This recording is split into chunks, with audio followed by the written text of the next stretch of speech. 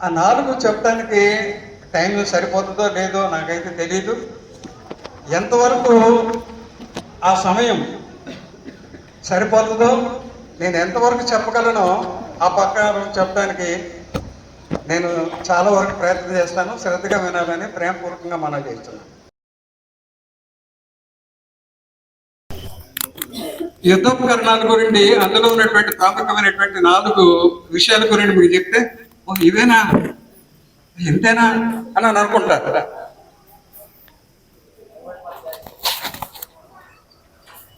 Thanks. యుద్ధోపకరణాల గురించి చెప్తే ఏమనుకుంటారంటే మీరు ఇంతేనా, ఇవేనా అని అనుకుంటారు. కానీ వాటిలో ఉన్నటువంటి శక్తివంతమైనటువంటి కార్యాలు దేవుడు ఏ విధంగా చేస్తాడు అనేది గ్రంథంలో ఉన్నటువంటి భక్తుల జీవితాల ద్వారా మనం తెలుసుకోవాలి. ఆ 4 అంశాల్లో ఉన్నటువంటి దేవుడు చేసేటువంటి శక్తివంతమైనటువంటి కార్యాలు ఆయా కాలంలో ఆయా సందర్భాలలో దేవుడు ఆయన బిడ్డల ద్వారా చేసినటువంటి ఘనకార్యాలను విజయవంతంగా వారి జీవితాల్లో నెరవేర్చినటువంటి విధానాన్ని, సాధించినటువంటి విజయాలని మనం కొంతమంది వ్యక్తుల ఉదాహరణకు తీసుకొని చర్చించుకున్నాం. ఈ సమయంలో జనరల్గా మనకి బాధ వచ్చిందనుకోండి ఏం చేస్తాం, కష్టం వచ్చిందనుకోండి ఏం చేస్తాం, శ్రమ వచ్చిందనుకోండి ఏం చేస్తాం, శోధన వచ్చిందనుకోండి ఏం చేస్తాం, కుటుంబ సమస్యలు, కుటుంబ కలహాలు ఉన్నాయనుకోండి ఏం చేస్తాం, ఇబ్బందులు ఎదురనుకోండి ఏం చేస్తాం. ఇప్పుడు క్రైస్తవ విశ్వాస జీవితానికి అనేకమైనటువంటి విధాలుగా ఇబ్బందులు పడుతున్నారు. ఒక ప్రార్థనా మందిరం కట్టుకోవాలంటే పర్మిషన్ ఉందా, కట్టినటువంటి ప్రార్థనా మందిరాలకి ఇది పర్మిషన్ ఉందా, కలెక్టర్ అనుమతి ఉందా, ఇవన్నీ చూస్తున్నారు కదా. అంటే క్రైస్తవ్యము ఎటువంటి పరిస్థితిలో ఈ 2025లో ఉందంటే చాలా ప్రమాదకరమైనటువంటి పరిస్థితుల్లోనే ఉంది. ఆనాడు కూడా పితరుల కాలం నుండి, ఆ తర్వాత ప్రవక్తలు, తర్వాత క్రీస్తు కాలంలో ఉన్నటువంటి సమయంలో కూడా క్రీస్తు ప్రభు పరలోకంలోకి వెళ్ళిన తర్వాత కూడా అనేకమైనటువంటి శ్రమలు, శోధనలు, ఇబ్బందులు, కష్టాలు ఆయన నమ్మినటువంటి బిడ్డలు ఎదుర్కొన్నా కూడా వాళ్ళు భయపడలేదు, వెనుకాడలేదు, వెనకం చేయలేదు, నిరుత్సాహపడలేదు. అన్నిటిలో కూడా ఈ యుద్ధోపకరణాలను ఉపయోగించి వారన్నిటిని కూడా జయం పొందారు. అవేంటి చూద్దాం. నేను ముందే చెప్పాను కదా, ఓహో ఇవేనా అని. కానీ వాటిలో మనము వాటిని ఉపయోగించి మనకు వచ్చేటువంటి సమస్యలను, మనకు వచ్చేటువంటి శోధనలను, మనకు వచ్చేటువంటి ఇబ్బందులను, కష్టాలను, సమస్యలను అధిగమించగలుగుతున్నామా? దేవుని కార్యాలు వాటి ద్వారా మన జీవితంలో, కుటుంబంలో, సంఘంలో మనం చూడగలుగుతున్నామా? ఒకసారి ఈ లేఖనాలను పరిశోధన చేస్తూ మనల్ని పెట్టుకొని ఏ విధంగా మనం ఉన్నాము, వాళ్ళకి ఆ విధంగా దేవుడు చేశాడు, మనకి ఏ విధంగా జరుగుతుంది అనే విషయాలు మనం శ్రద్ధగా ఆలోచించేద్దాం. చూడండి, కొరింథీయులకు రాసినటువంటి 2వ పత్రికలో అపోస్తలుడైన పౌలు 10వ అధ్యాయంలో ఈ విధంగా రాస్తాడు. బైబిల్ ఉన్నటువంటి వాళ్ళు, బైబిల్ తెచ్చినటువంటి వాళ్ళు దయచేసి తీయండి. కొరింథీయులకు రాసిన 2వ పత్రిక, కొరింథీయులకు రాసిన 2వ పత్రిక 10వ అధ్యాయము 3-4 వచనాల్లో పౌలు గారు రాసినటువంటి మాటలు చదువుతున్నాను.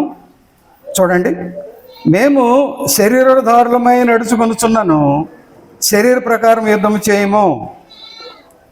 మా యుద్ధోపకరణములు శరీర సంబంధమైనవి కావు, కానీ దేవుని ఎదుట దుర్గములను పడద్రోయజాలనంత బలము గలవై ఉన్నవి.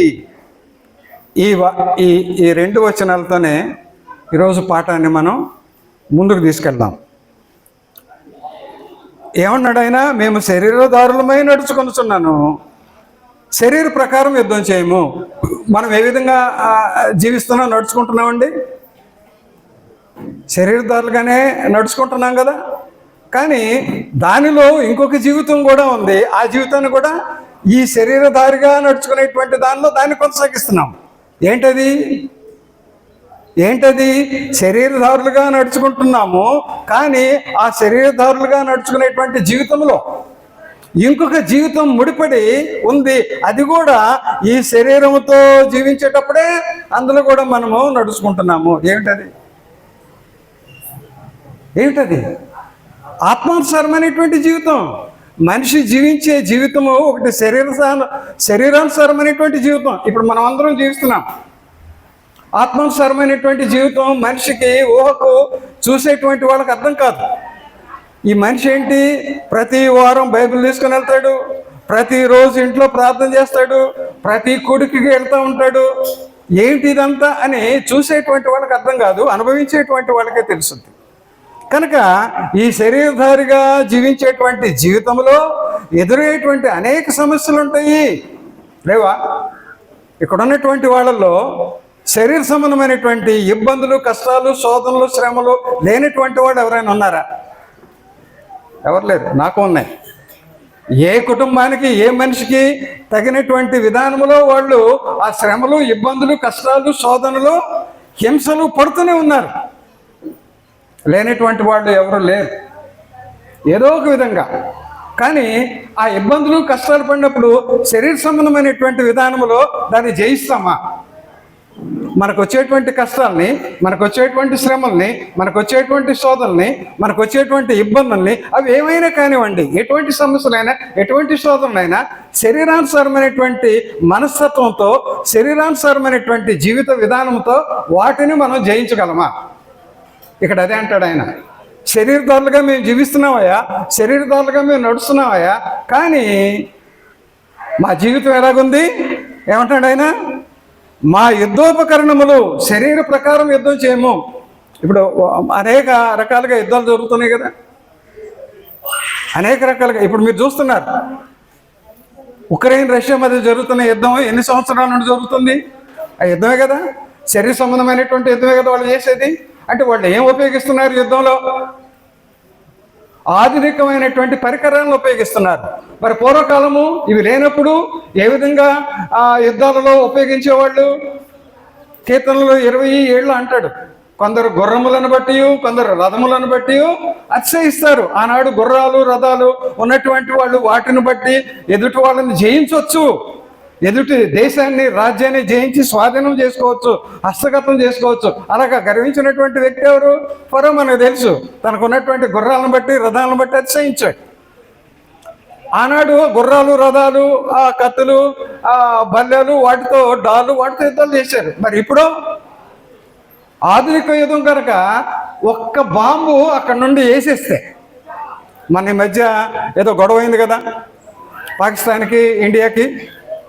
ఆ పాకిస్తాన్ వాళ్ళు ఏమన్నారు? ఒక అణుబాంబు వేసామంటే అంతా కూడా నాశనం అయిపోతుంది అని అన్నారు. అంటే అణుబాంబు పేరు చెప్పేసి ప్రపంచాన్ని భయపెట్టేటువంటి వాళ్ళు ఉన్నారు. అణుబాంబు వేసేసి నాశనం చేసేస్తాము. నాశనం చేయటానిక దేవుడు మనుషులను సృజించింది? ఒకళ్ళొకళ్ళు పొడుచుకొని చచ్చిపోండి, నేను చూస్తూ ఉంటాను, ఆనందిస్తానని. మనుషులైతే ఆ విధంగా ఆలోచన చేస్తారు. మనుషులు ఏ విధంగా ఆలోచన చేస్తారు? ఒక మనిషిని జయించాలని, ఒక రాజ్యాన్ని జయించాలని, ఒక దేశాన్ని జయించాలని, భూభాగాన్ని ఆక్రమించుకోవాలని. చైనా వాళ్ళు ఏం చేస్తున్నారు? భారతదేశంలోకి, టిబెట్లోకి వచ్చారు, భూభాగాన్ని ఆక్రమించుకోలేదు. ఉన్నదాంతో తృప్తి లేదు మనుషులకి. ఆ చైనా వాళ్ళు ఏం చేస్తున్నారు? భారతదేశంలో కొంత భూభాగాన్ని ఆక్రమించుకుంటున్నారు తెలియకుండానే. ఎంత టెక్నాలజీ వాళ్ళు ఉపయోగిస్తున్నారంటే అంత టెక్నాలజీ. తృప్తి లేదు మనిషికి. ఉన్నదాంతో సంతోషంగా జీవించాలనే ఆశ మనిషికి లేదు. అది ఎదుర్కోవటానికి శరీర సంబంధమైనటువంటి ఆయుధాలను మనిషి ఉపయోగిస్తున్నాడు. వస్తున్నారు కదా, ఇప్పుడేమో కొత్తగా వచ్చింది కదా డ్రోన్లని. మనిషి వెళ్ళాల్సిన పని లేదు, డ్రోన్ల ద్వారానే యుద్ధాలు చేస్తున్నారు. అంటే ఈ శరీర సంబంధమైనటువంటి యుద్ధోపకరణాలు.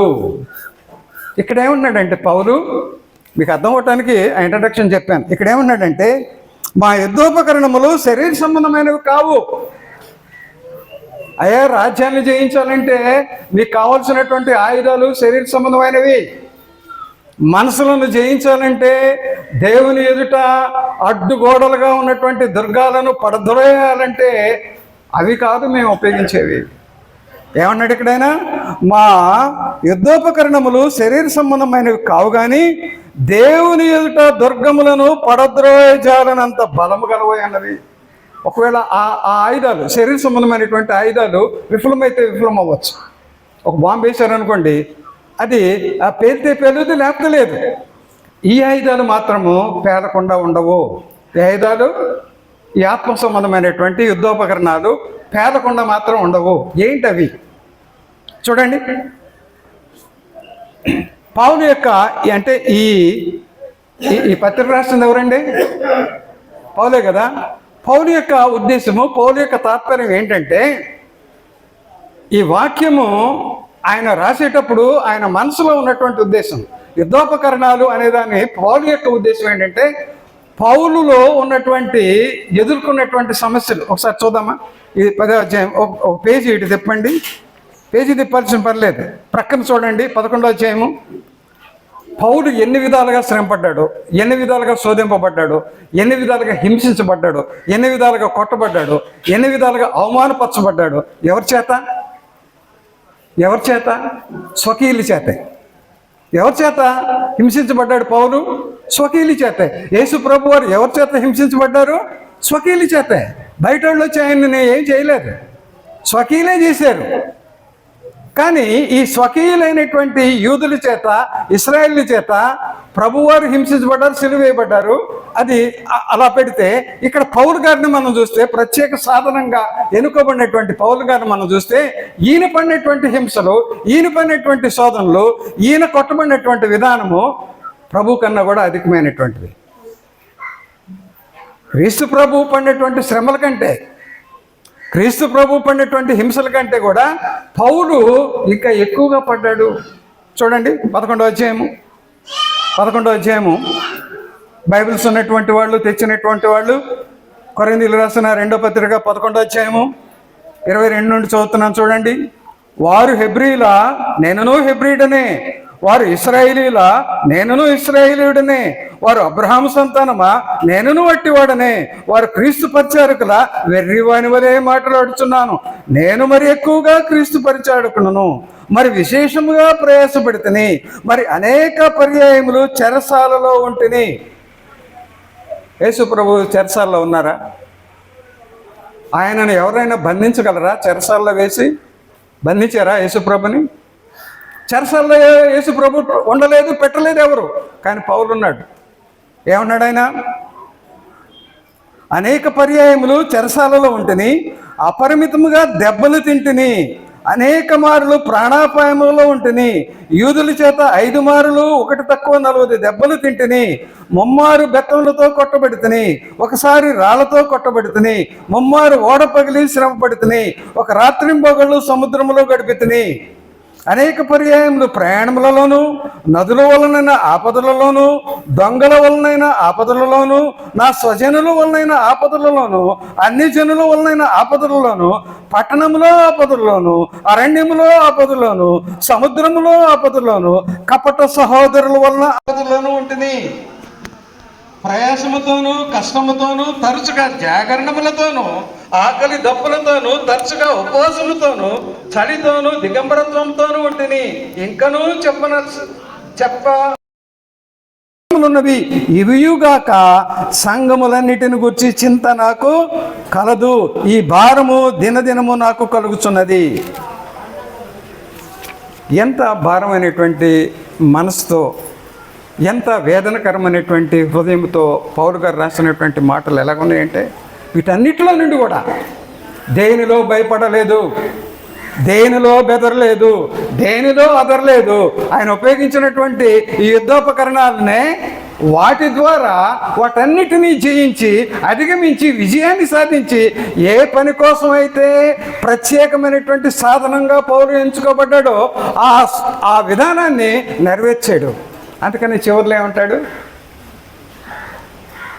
నా పని తొదముట్టించితిని, నా పరుగు కడముట్టించితిని. అంటే ఏ విషయం కోసమైతే పౌలు ప్రత్యేకమైనటువంటి సాధనంగా ఎన్నుకోబడ్డాడో ఆ పనిని సంపూర్ణంగా నెరవేర్చాడు. ఈ మాట ఎవరన్నారు? ప్రభువు కూడా అన్నారు కదా, అయ్యా నువ్వు నాకు ఇచ్చినటువంటి పని భూమి మీద సంపూర్ణంగా నెరవేర్చానని అంటాడు. అలాగే పౌలు కూడా ఏమంటున్నాడు? నా పరుగు కడముట్టించుతని. ఏ ఉద్దేశంతో అయితే దేవుడు నన్ను ఒక ప్రత్యేకమైనటువంటి సాధనంగా ఎన్నుకున్నాడో ఆ ఎన్నుకునేటువంటి విధానాన్ని అవలంబించి నేను జీవించాను. వీటన్నిటిలో కూడా శ్రమపడింది ఎవరంటే నేను కాదు అని అన్నాడు ఆయన. ఇవన్నీ ఇంకొక సందర్భంలో ఇంకొక దగ్గర రాస్తూ ఎన్ని శ్రమ పడ్డాను, కానీ శ్రమ పడింది నేను, దేవుని కృపే అంటాడు ఆయన. నీవు విశ్వాసంగా, పరిశుద్ధంగా, యథార్థంగా, నీతివంతమైనటువంటి జీవితం నువ్వు జీవించేటప్పుడు, దేవుని పని కోసం చేయాలని ఆరాటపడి తాపత్రయపడి ముందుకు వెళ్ళేటప్పుడు ఖచ్చితంగా దేవుని కృప నిన్ను వెంటే ఉంటుంది. ఇక్కడ పౌలుకి జరిగినటువంటి కారణాలు అవే. ఇంతకీ ఏంటి యుద్ధోపకరణాలు? ఇవన్నీ చెప్తున్నారు. యుద్ధోపకరణాలు ఏంటి అని అంటారు కదా. పౌలు యొక్క ఉద్దేశంలో యుద్ధోపకరణాలు 4 ఉన్నాయి. పౌలు యొక్క ఉద్దేశంలో యుద్ధోపకరణాలు 4 warfare weapons. Paul's warfare weapons are not physical, spiritual. Paul's warfare weapons are not physical, శరీర సంబంధమైన కావు, స్పిరిచువల్. సచ్ యాజ్ ఒకటి ప్రేయరు, ప్రార్థన, రెండోది దేవుని వాక్యము, మూడోది విశ్వాసము, నాలుగోది పరిశుద్ధాత్మ యందలి శక్తి. ఇవి మనకు తెలిసినేనా? ఈ యుద్ధోపకరణాలని మనం ఎప్పుడైనా ఆలోచన చేసామా? మనకు వచ్చేటువంటి శ్రమలకి, మనకు వచ్చేటువంటి శోధనలకి, మనకు వచ్చేటువంటి హింసలకి, మనకు వచ్చేటువంటి సమస్యలకి వీటిని ఉపయోగించి వాటిని ఓవర్కమ్ చేయగలిగామా?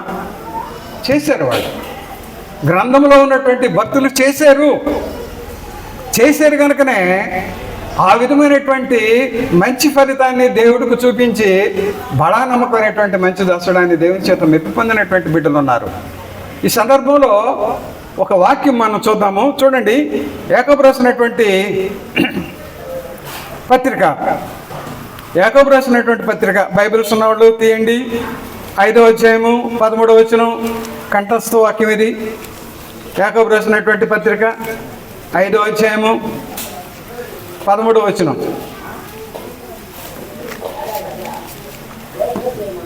మీలో ఎవరికైనాను శ్రమ సంభవించినా అతడు ప్రార్థన చేయవలెను. శ్రమ సంభవిస్తే ఏం చేయాలండి? డాక్టర్ దగ్గరికి వెళ్తామా? శ్రమ వచ్చింది డాక్టర్ దగ్గరికి వెళ్తామా?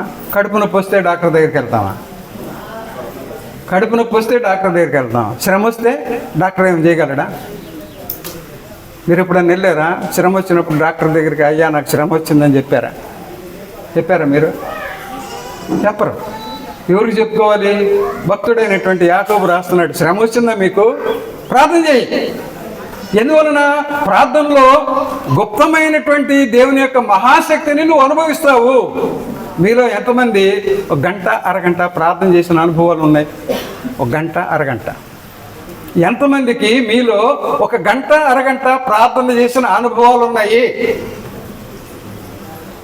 బహు కొద్ది మందే. అంటే ప్రార్థనలో ఉన్నటువంటి శక్తి మీరు ఆస్వాదించట్లేదు, మీరు అనుభవించడం లేదు.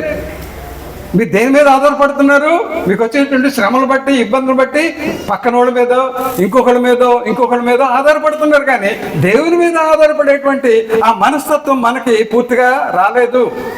ఒకవేళ దేవుని మీద ఆధారపడితే దేవుని సన్నిధిలో ఆ శ్రమను కానీ, ఆ శోధన కానీ, ఆ కష్టాన్ని కానీ, ఆ సమస్యను కానీ, ఆ ఇబ్బందిని కానీ దేవుని పాదాలు చెంత పెడితే ఆయన ఎటువంటి కార్యాలు చేస్తాడు? శ్రమ వచ్చినటువంటి ఒక రాజును చూద్దాం మనం.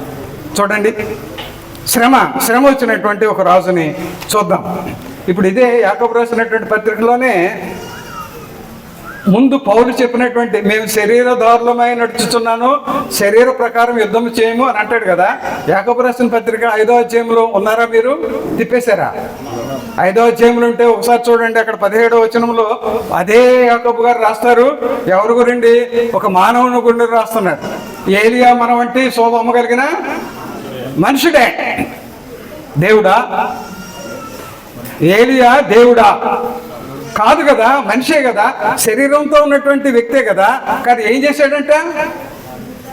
వర్షం పడొద్దు అయ్యా, వర్షం ఆపేయి అని ప్రార్థన చేశాడంట. వర్షం ఆపేయి. ఆహాబు కాలంలో జరిగినటువంటి సంఘటన ఇది.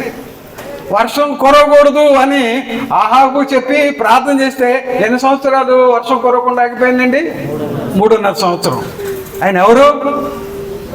మనుషునే కదా, శరీరధారే కదా. మరి ఎలాగ దేవుడు ఆపేశాడు వర్షం? మరలా ఆయన ప్రార్థన చేస్తే ఆసక్తితో మళ్ళీ వర్షం కురిసిందంట. ఏ మానవుడు కదా.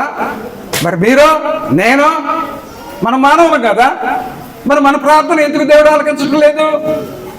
ఏలియా ప్రార్థనలాగా మన ప్రార్థన లేదు. ఏలియా జీవించినట్లుగా మనం జీవించట్లేదు. ఏలియా దేవుని ఆజ్ఞను అనుసరించినట్లుగా మనం అనుసరించట్లేదు. అందుకని మన కార్యాలకి అడ్డుబండలుగా మన అతిక్రమాలు వచ్చేస్తున్నాయి.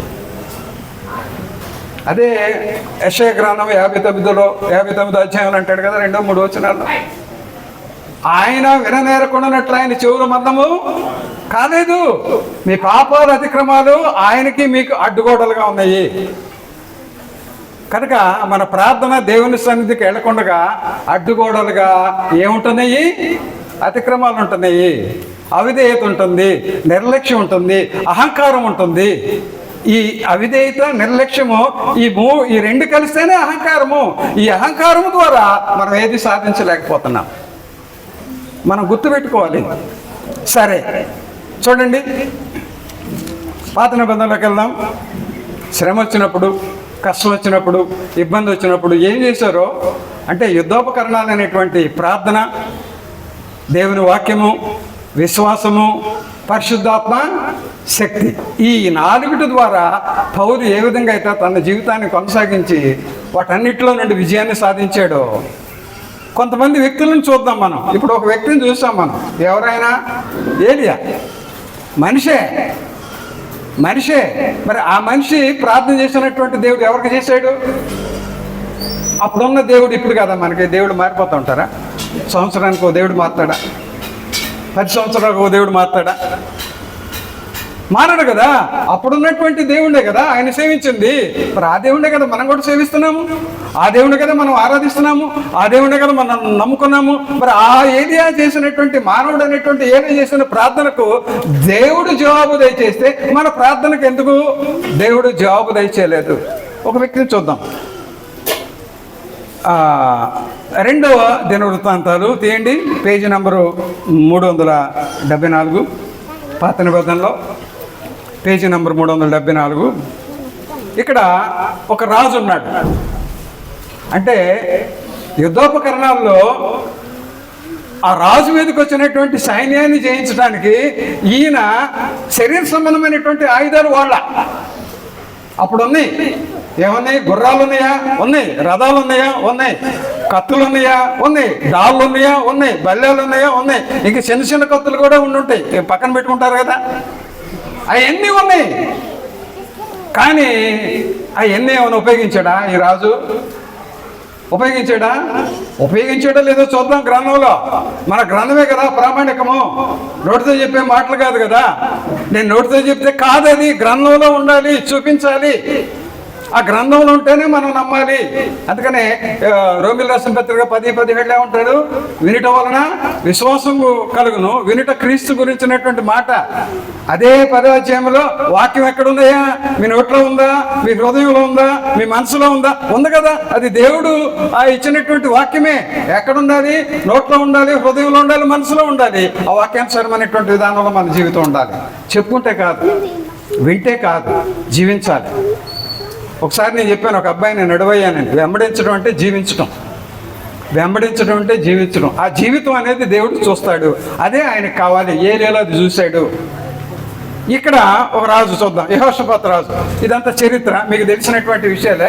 ఇందులో ఉన్నటువంటి కొన్ని క్లుప్తమైనటువంటి విషయాలు మనం చూద్దాం. ప్రార్థన అనేటువంటి ఆయుధముతో, ఎటువంటి ఆయుధమో తెలుసా ఈ ప్రార్థన అనేది?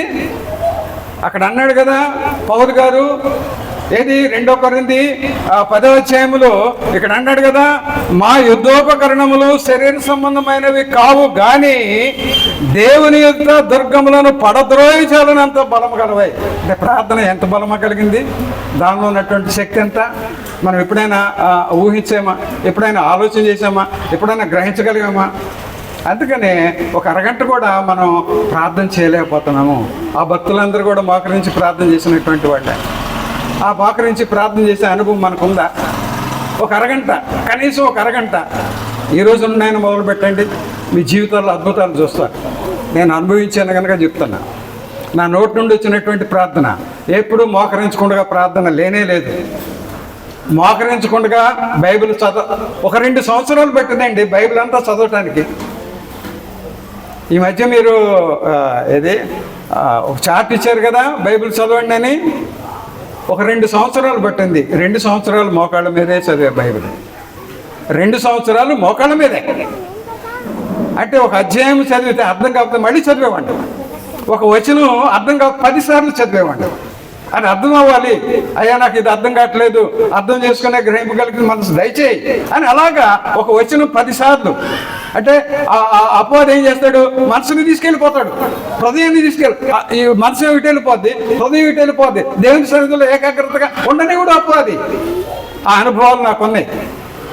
కనుక ప్రార్థన ఎంత శక్తివంతమైనదో, ఎంత బలమైనటువంటిదో, ఆ ప్రార్థన ద్వారా దేవుడు చేసేటువంటి కార్యాలు ఎంత అద్భుతంగా ఉంటాయో ఇప్పుడు ఈ రాజు జీవితంలో చూద్దాం. వాళ్ళు ఏం చేశారు? యుద్ధానికి వచ్చారు. చూడండి, తీసారా?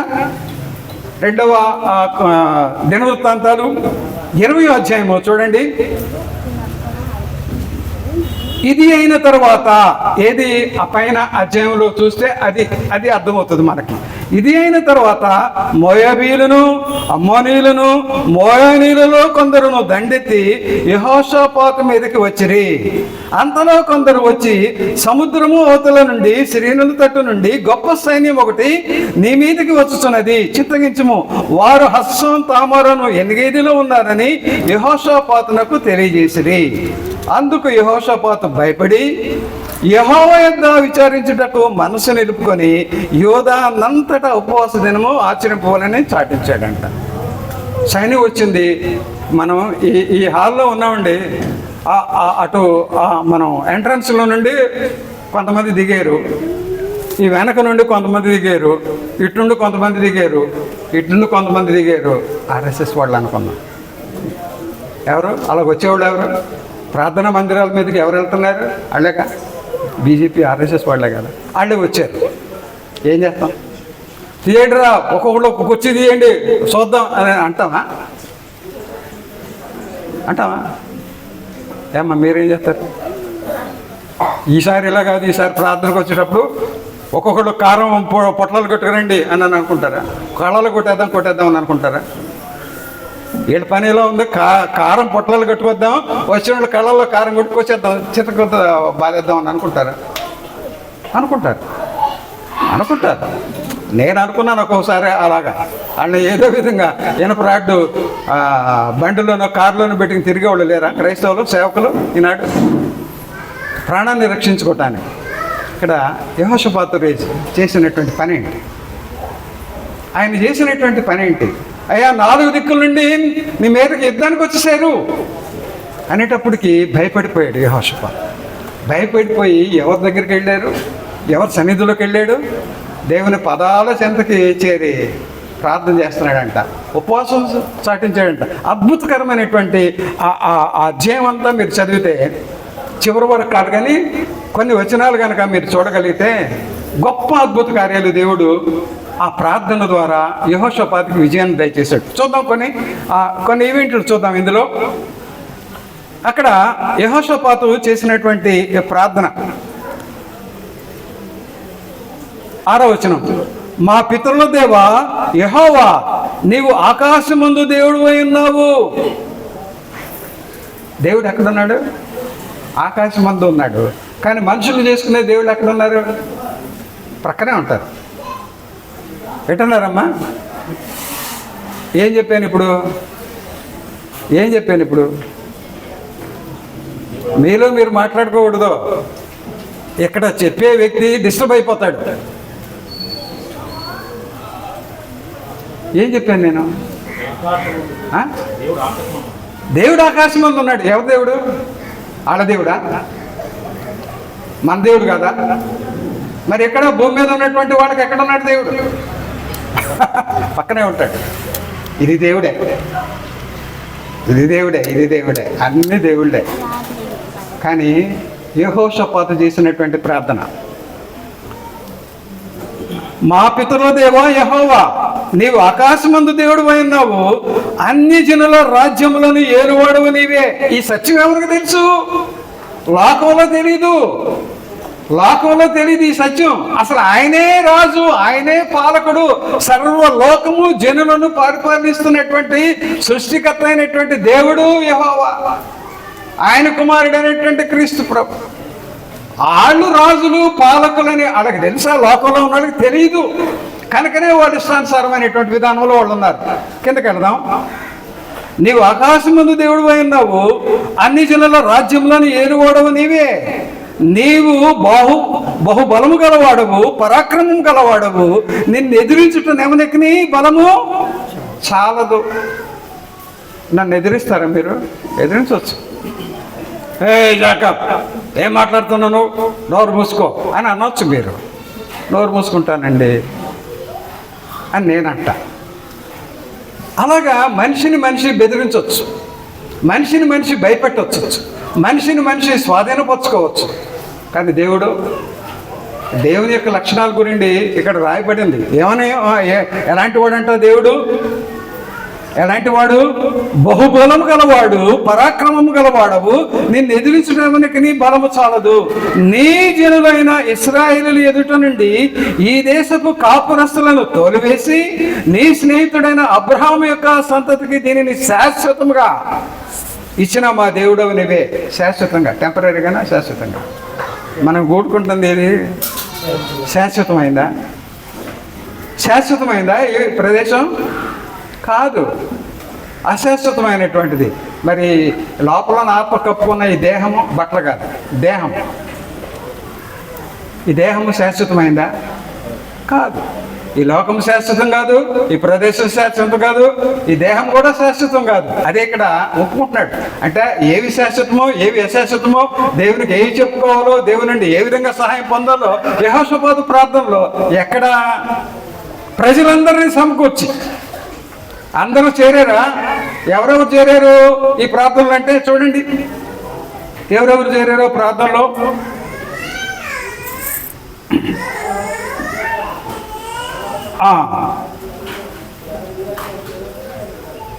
పదమూడవ వచనం, 20వ అధ్యాయం 13వ వచనం చూడండి. యోధా వారందరూ తమ శిశువులతోనూ భార్యలతోనూ పిల్లలతోనూ యెహోవా సన్నిధిని నిలబడిరి. ఎవరెవరు ఉన్నారు? పురుషులుంటే వాళ్ళ భార్యలు ఉన్నారు, వాళ్ళకి కలిగిన బిడ్డలు కూడా ఉన్నారంట. ఉపవాసం దినం కదా, పిల్లలకు పాలు లేదు ఏ తల్లి. ఉపవాస దినం అన్న తర్వాత పిల్లలకు పాలు ఇచ్చిందో లేదో నాకు తెలియదు. ఎవరేమన్నా తిన్నారా? ఉపవాసం అంటే తినకూడదు కదా, ఏముండదు కదా. ప్రార్థనలో పెట్టాడంట. పైన 2 మాట్లాడినాడు ఆయన. చూడండి ఇక్కడ 10వ వచనం. ఇశ్రాయేలీలు ఐగుప్తులో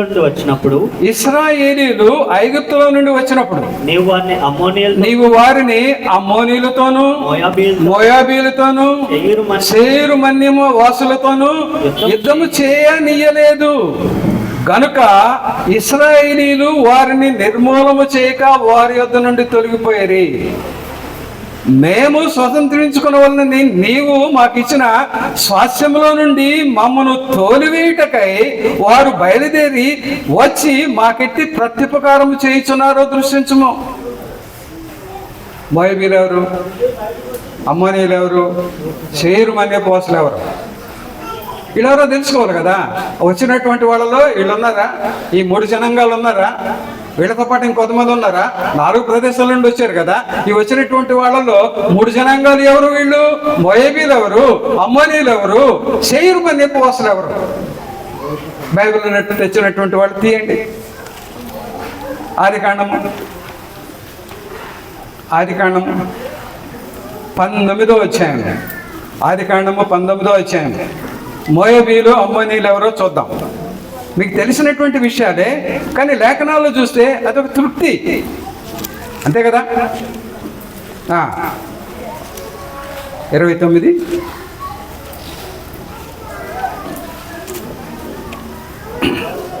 19వ అధ్యాయము. ఆదికాండము 19వ అధ్యాయము 36. తీసారా? తీస్తే చూడండి, చదువుతున్నాను. 36వ అధ్యాయం. అలాగున లోతు యొక్క 2 కుమార్తెలు తమ తండ్రి వలన గర్భవతులైరి. వారిలో పెద్దది కుమారుని కని వానికి మోయాబును పేరు పెట్టెను. అతడు నేటి వరకు మోయాబీలకు మూల పురుషుడుగా ఎంచబడెను. చిన్నది కూడా కుమారుని కని వానికి బెన్నెమ్మి అని పేరు పెట్టెను. అతడు నేటి వరకు అమ్మోనీయులకు మూల పురుషుడుగా ఎంచబడెను. ఎవరు వీళ్ళు? అమ్మోనీయులు, మోయాబీలు, లోతు పిల్లల సంతతి. వాళ్ళ జోలికి వెళ్ళొద్దయ్యా మీరు, వాళ్ళ జోలికి వెళ్ళొద్దని అన్నాడు కదా. చూడండి, వెళ్ళొద్దన్నప్పుడు ఇశ్రాయేలీలు ఆ ఐగుప్తు నుండి బయలుదేరి వచ్చేటప్పుడు ఒక్కొక్కటి స్వాధీనం చేసుకుంటూ వచ్చేటప్పుడు వీళ్ళు వాళ్ళకి ఎదురు పడితే వాళ్ళతో యుద్ధం చేయొద్దు అన్నాడు. వాళ్ళతో గొడవ పడొద్దని అన్నారు. మీకు ఏదైనా ఆహారం కావాలన్నా, నీరు కావాలన్నా వాళ్ళకి రోకలు ఇచ్చి తీసుకొని ఉండండి, వాళ్ళతో గొడవ పడొద్దని అన్నారు. గొడవ పడ్డారా వీళ్ళు? దేవుని మాట విన్నారా? గొడవ పడలా. శరీరమనే ఉపవాసులు ఎవరు? ఏసావు సంతతి. ఏదో మీరు అంటారు ఏసావు సంతతి. ఈయనెవరు? ఏసావు ఎవరు? చరిత్ర ఇదంతా. ఏసావు ఎవరు? ఇస్సాకు కొడుకు. ఇస్సాకు ఎంతమంది కొడుకులు? ఇద్దరు కదా, ఏసావు, యాకోబు. వీళ్ళిద్దరూ కొట్టుకున్నారా? చిన్నప్పుడు కొట్టుకున్నారు, పెద్ద అయినప్పుడు కూడా కొట్టుకోవాలని ప్రయత్నం చేశారు కానీ సమాధాన పడ్డారు. చిన్నప్పుడు కొట్టుకున్నారు కడుపులో, పెద్ద అయిన తర్వాత ఏం చేశారు? కొట్టాలి, చంపేయాలనే ఆలోచనతో ఏసావు బయలుదేరి వెళ్తే యాకోబు ఏం చేశాడు? అందుకు బహుమానంగా గొర్రెల్ని వాటిని పంపించాడు. చూడగానే తమ్ముడిని ఏం కలిగింది? అన్న తమ్ముడిని చూడగానే ఏం కలిగింది? పాత పగంతా ఏకంగా వచ్చేసి పడిపోయి కొట్టేసి చంపేయాలంత కక్ష కలిగిందా? తమ్ముడు చూడగానే పాతదంతా మర్చిపోయాడు. తమ్ముడిని చూడగానే ఆ ద్వేషము, ఆ పగ, ప్రతీకారం చేయాలనేటువంటి ఆలోచన మనసులో నుండి, హృదయంలో నుండి ఏడిపోయింది. హత్తుకున్నాడు, ఏడ్చుకున్నారు. చూసి ఎంతకాలం అయింది? చాలా కాలం అవులా. అప్పటికి యాకోబుకి సంతతి, ఏసావు సంతతి, వాళ్ళకి కలిగినటువంటి ఆస్తి చూసి ఆ క్రోధము, పగ, ప్రతీకారము తీర్చుకోవాలనేటువంటి ఆలోచన అంతా కూడా పోయింది. ఆ ఏసావు సంతతే ఈ శేయరు మన్యపు వాసులు. వాళ్ళ జోలికి కూడా వెళ్ళొద్దని అన్నాడు దేవుడు. వాళ్ళ జోలికి కూడా వెళ్ళొద్దని అన్నాడు. ఆ ముగ్గురు జోలికి వెళ్ళలేదు. ఎవరు? ఇశ్రాయేలీలు. వెళ్ళకుండా వాళ్ళ భూభాగాల నుండి ప్రక్కకు వచ్చినటువంటి ఇశ్రాయేలీల మీదకి వీళ్ళ ముగ్గురు కలిశారు. ఎవరితో? బోరు కొడుతుందా మీకు? బోరు కొడితే చెప్పండి, ముగించేస్తాను. వాళ్ళ ముగ్గురితో ఎవరు కలిశారు? అన్యులతో కలిశారు వీళ్ళు. ఎవరు? మోయాబీయులు, అమ్మోనీయులు, శేయరు అనే వాళ్ళు అన్యులతో కలిసి వాళ్ళ దాయాదుల మీదకే యుద్ధానికి వస్తున్నారు. ఇదంతా చూశారు. సైన్యం ఎక్కువగా ఉంది, విస్తారంగా ఉంది. వీళ్ళు చూస్తే సైన్యం తక్కువ ఉంది. అప్పటికే రాజ్యం 2 ముక్కలు అయిపోయింది కదా. కొద్దిమందే కదా ఉంది, యోధా సంతతే కదా ఉంది, చిన్న సైన్యం కదా. భయపడిపోయాడు యెహోషాపాతు భయపడి ప్రార్థన చేస్తున్నాడు. వాళ్ళు ఉపయోగించినట్లుగా కర్రలు, కత్తులు, బల్లాలు ఉపయోగించలా. యుద్ధోపకరణం అప్పుడే దేవుడు పెట్టాడు. ఆ ప్రార్థన అనేటువంటి ఆయుధాన్ని తీసి దేవుని పాదాల చెంత పెట్టాడు. ఆయన ఒకడా కాదు, రాజ్యంలో ఉన్నటువంటి వాళ్ళందరూ కూడా, తల్లులు, పిల్లలు అందరితో కలిసి. ఏం జరిగింది? What happened? అద్భుతం చేశాడు దేవుడు. అయ్యా, నువ్వు భయపడొద్దు, నువ్వు యుద్ధం చేయట్లేదు. ఈ యుద్ధంలో నువ్వేం చేయాలి? కత్తి కూడా పట్టుకోవు, డాలు పట్టుకోవు, విల్లు పట్టుకోవు, ఏది పట్టుకోవు. కానీ చూడు, నీకు విజయాన్ని దయచేస్తాను అన్నాడు దేవుడు. యుద్ధం నువ్వు కాదు, నేనే చేస్తాను, నీ పక్షాన నేను చేస్తాను. ఎందువలన? దేవుని మాట విని లోబడ్డాడు కనుక. ఇశ్రాయేలీయులు ఏ విషయంలో? అమ్మోనీయులతో యుద్ధం చేయలేదు, గొడవపడలేదు. మోయాబీయులతో యుద్ధం చేయలేదు, గొడవపడలేదు. శేయరు మన్యములతో గొడవపడలేదు, యుద్ధం చేయలేదు. నా మాటకు నువ్వు లోబడ్డావు కనుక ఇప్పుడు నీకు వచ్చినటువంటి కష్టాన్ని నేనేం చేస్తాను? నువ్వేం చేయొద్దు, యుద్ధ సన్నద్ధులై మాత్రం ఉండండి, ఏమి చేయొద్దు, నేనే చేస్తాను. మీ పక్షాన్ని నేను పోరాడతాను, ఆ యుద్ధాన్ని నేను చేస్తాను. ఆ తర్వాత మీరు అధ్యాయాన్ని చదువుకోండి. ఎందుకంటే అది చెప్పుకుంటా పోతే ఈ సమయం కూడా చాలదు. అద్భుతంగా మాటుగాళ్ళను పెట్టేస్తాడు దేవుడు. మాటగాళ్ళని పెడితే వాళ్ళల్లో వాళ్ళు పొడుచుకుని చచ్చిపోతారు. ఎవరు ఈ కత్తి పట్టుకోలేదు, డాలు పట్టుకోలేదు, కర్ర పట్టుకోలేదు, ఏం పట్టుకోలేదు, వాళ్ళల్లో వాళ్ళే పొడుచుకొని చనిపోతారు. వాళ్ళు వచ్చి చూసిన తర్వాత ఒక్కడ కూడా లేరు, విస్తారమైనటువంటి ధనం సమకూర్చుకొని వెళ్ళినట్టుగా అక్కడ వ్రాయబడి ఉంటుంది. కనుక ఈ ప్రార్థన అనేది ఎంత శక్తివంతమైనటువంటిది అంటే, కష్టం వచ్చినప్పుడు యాకోబు రాసిన పత్రికలో మీలో ఎవరికైనా శ్రమ సంభవించిన ఆ మాట ఇక్కడ యెహోషాపాతు వాడాడు. ఆ పైన ఆ మాట వ్రాయబడి, అయ్యా శ్రమ వచ్చింది, మేము ఎక్కడికి వెళ్ళగలం, ఈ శ్రమ నుండి మమ్మల్ని ఎవరు తప్పిస్తారు, నీవు తప్ప మాకు ఎవరు లేరు, ఆకాశమందు దేవుడు నీవే మాకు, మిమ్మల్ని మేము కలిగి ఉన్నాము, సేవిస్తున్నాము, కనుక దేవుడు తప్ప మాకు లేరు అన్నప్పుడు, దేవుని మీద ఆధారపడినప్పుడు, దేవుని సహాయాన్ని అర్థించినప్పుడు తప్పకుండా విజయాన్ని చూస్తారు. ఎందుకు చూడు, చాలా అనేకమైనటువంటి సందర్భాల్లో అనేకమైనటువంటి విషయాలు నేను చవి చూశాను, అవి నేను అనుభవించాను కనుక మీకు చెప్తున్నా, మీరు కూడా చవి చూడాలి, అనుభవించాలని. ప్రార్థనలో ఉన్నటువంటి అంత శక్తి. ఇంకా ఇంకొక వ్యక్తి గురించి చూద్దాం. తన రాజ్యాన్ని తన ప్రజలను కాపాడుకోవాలని ఒక రాజు చేసినటువంటి ప్రార్థన ఎంత బలమైనదో శక్తివంతమైనదో యెహోషాపాతు ద్వారా మనం తెలుసుకున్నాం. ఇంకొక వ్యక్తిని కూడా మనం చూద్దాం. చూడండి,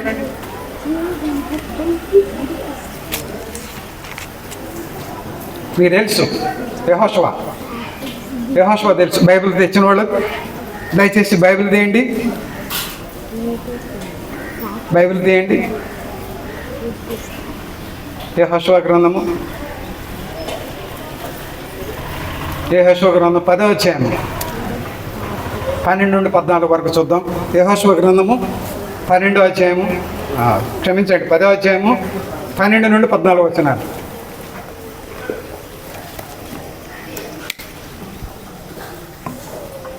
ఇక్కడ జరిగినటువంటి అద్భుతమైనటువంటి కార్యం ఎవరు చేశారు? యెహోషాపాతు మీదకి వచ్చినటువంటి సైన్యాన్ని దేవుడే వాళ్ళందరితో యుద్ధం చేసి వాళ్ళందరి నుండి విడుదల కలిగించాడు యెహోషాపాతుకి.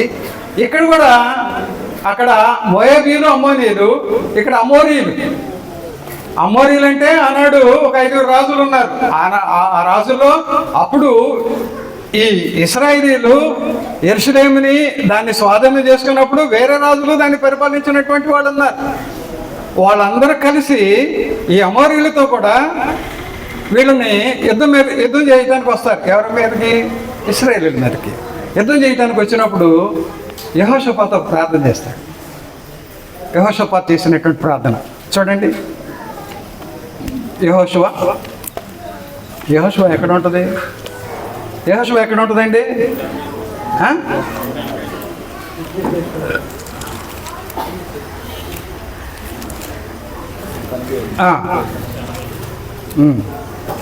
తీయండి. 185 10వ అధ్యాయం, యెహోషువ గ్రంథము 10వ అధ్యాయము. జస్ట్ అక్కడ యెహోషువ చేసినటువంటి ప్రార్థన మాత్రం చూద్దాం. అంటే ఆకాశమందు ఉన్నటువంటి దేవుడికి యెహోషాపాతు ప్రార్థన చేశాడు. ఎప్పుడు? శ్రమ సంభవించినప్పుడు, కష్టం వచ్చినప్పుడు, ఇబ్బందుల్లో ఉన్నప్పుడు, శత్రువులు భయం నుండి కాపాడబడటానికి యెహోషాపాతు ప్రార్థన చేశాడు. దానిలో నుండి తండ్రి అయినటువంటి దేవుడు ఆయనకు విడుదల ఇచ్చాడు, ఆ ప్రజలను కాపాడాడు, రక్షించాడు. ఇక్కడ ఈ ఇశ్రాయేలీలు ఐగుప్తు నుండి బయలుదేరినప్పటి నుండి శోధనలే, శ్రమలే, కష్టాలు లేనటువంటి జీవితాలు ఇశ్రాయేలీలో లేదు.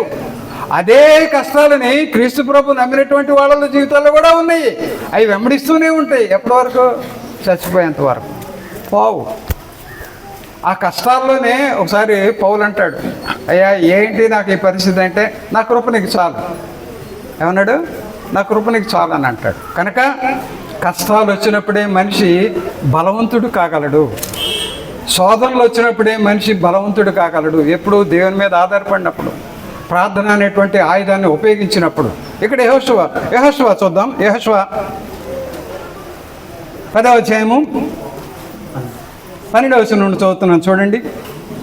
యెహోవా ఇశ్రాయేలీయుల ఎదుట అమోరీయులను అప్పగించిన దినమున ఇశ్రాయేలీయులు వినుచుండగా యెహోషువ యెహోవాకు ప్రార్థన చేసెను. ఎవరు వినుచుండగా? ఇశ్రాయేలు అందరూ వింటున్నారంట. వాళ్ళు వింటుండగా యెహోషువ ప్రార్థన చేశాడంట. అంటే ఉన్నటువంటి ప్రజలు ఆ ప్రార్థనలో వినాలి, ఆ ప్రార్థనలో ఉన్నటువంటి ఆ యెహోషాపాతు వల్లించేటువంటి మాటలు వినాలి. ఆ వల్లించినటువంటి మాటలు దేవుని పాదాల చెంతకు చేరాలి. దేవుని పాదాల చెంతకు చేరిన తర్వాత ఆ ప్రార్థనకు జవాబు దేవుడు ఏ విధంగా దయచేస్తాడు అనేది ప్రజలు చూడాలి. ఇక్కడ ఏం చేశాడు? ప్రార్థన చేస్తున్నాడు. ఏమని? యెహోవాకు ప్రార్థన చేశాను. సూర్యుడా, ఎవరికి ఆదేశిస్తున్నాడు? నరుడు. ముందు మనం చూసాం ఏలియా ఏమన్నాడు? వర్షం పడకూడదు. మేఘాలకి ఆదేశం ఇచ్చినట్టే కదా, మేఘాలకు ఆజ్ఞ ఇచ్చినట్టే కదా, కాదా? అవునా కదా? అలా కాదు. అవునంటే అవును, నీ మాట అవునంటే అవును, కాదంటే కాదు అనేది అలాగ ఉండాలి. ఇలాగంటే నాకు అర్థం కాదు. ఏలియా మేఘాలకు ఆదేశం ఇచ్చినట్టు కదా, వర్షం పడకుండా ఆగిపోనుగాక అని ప్రార్థన చేశాడు కదా. ఈనాడు కూడా చాలామంది ప్రార్థన చేస్తున్నారు అలాగా. వర్షం ఆగిపోవాలి, దేవుడు ఆపంటే పడపడ వర్షం పడిపోతుంది. ఏంటిది? ఆ ప్రార్థనలో ఉన్నటువంటి శక్తి అలాంటిది. వర్షం పడకూడదు అని చాలామంది ప్రార్థన చేస్తున్నారు. డబ్బు ఉరువులు మెరుపులతో వర్షం పడిపోతుంది. కానీ ఇక్కడ యెహోషువ ప్రార్థన చేస్తున్నాడంట. సూర్యుడా, నువ్వు ఎక్కడ ఆగిపోవాలి? గిబియోనులో నిలువు, అక్కడే ఉండు నువ్వు. మేఘాలు వర్షించవద్దు. ఏలియా ప్రార్థన చేశాడు, వర్షం పడల 3.5 సంవత్సరం. ఇక్కడ సూర్యుడిని ఆదేశిస్తున్నాడు. ఎవరు? యెహోషాపాతు. ఆదేశమేనా? ఎక్కడిది అధికారము? ఎక్కడిది ధైర్యము? ఎక్కడిది తెగువ? ఎక్కడిది బలము? తండ్రి అయినటువంటి దేవుడు ఇచ్చాడు. నా తండ్రి నాకు ఇచ్చాడు. తండ్రి తర్వాత ఇక్కడ రాజు ఉన్నాడు. రాజు తర్వాత రాజ్యం ఎవరిది? కుమారుడిదేనా? ఆయన రాజ్యం మనమే వారసులమే. మన తండ్రి అయినా మన వారసులమే. కనుక మనం ఎవరు బిడ్డలమే? సర్వోన్నతుడైనటువంటి దేవుని కుమారులు కుమార్తెలము. అంత శక్తివంతులు మనకు తెలియట్లా. మనకున్నటువంటి శక్తి ఆ ప్రార్థన ద్వారా దేవుడు చేసేటువంటి కార్యాలు, ఆ విశ్వాసం ఉంచడం ద్వారా దేవుడు జరిగించేటువంటి అద్భుతమైనటువంటి కార్యాలు, దేవుని వాక్యము చెప్పుడు ద్వారా వినుడి ద్వారా జరిగించేటువంటి కార్యాలు, పరిశుద్ధాత్మ శక్తి ద్వారా దేవుడు జరిగించేటువంటి కార్యాలు మనలో నెరవేరకపోవటానికి, వాటి గురించి మనకు అవగాహన లేకపోవటమే, వాటిని మనం వెంబడించకపోవటమే. క్రైస్తవులు సామాన్యులు కాదు, దేవుని బిడ్డలు సామాన్యులు కాదు. ఆగిపో, వర్షం అంటే ఆగిపోయింది. ఆ దేవుడేగా మనం సేవిస్తుంది. ఇప్పుడు మనం సేవించే దేవుడు వేరేగా ఉన్నాడా? ఏమ్మా, మీకు వేరే దేవుడా? మీకు వేరే దేవుడా? మీకు వేరే దేవుడా? మీకు ఆయనేనా? మరి ఆయన అయితే ఎందుకు వింటలేదు? ఒకసారి అప్పుడు మళ్ళీ అక్కడికి వెళ్ళాలి.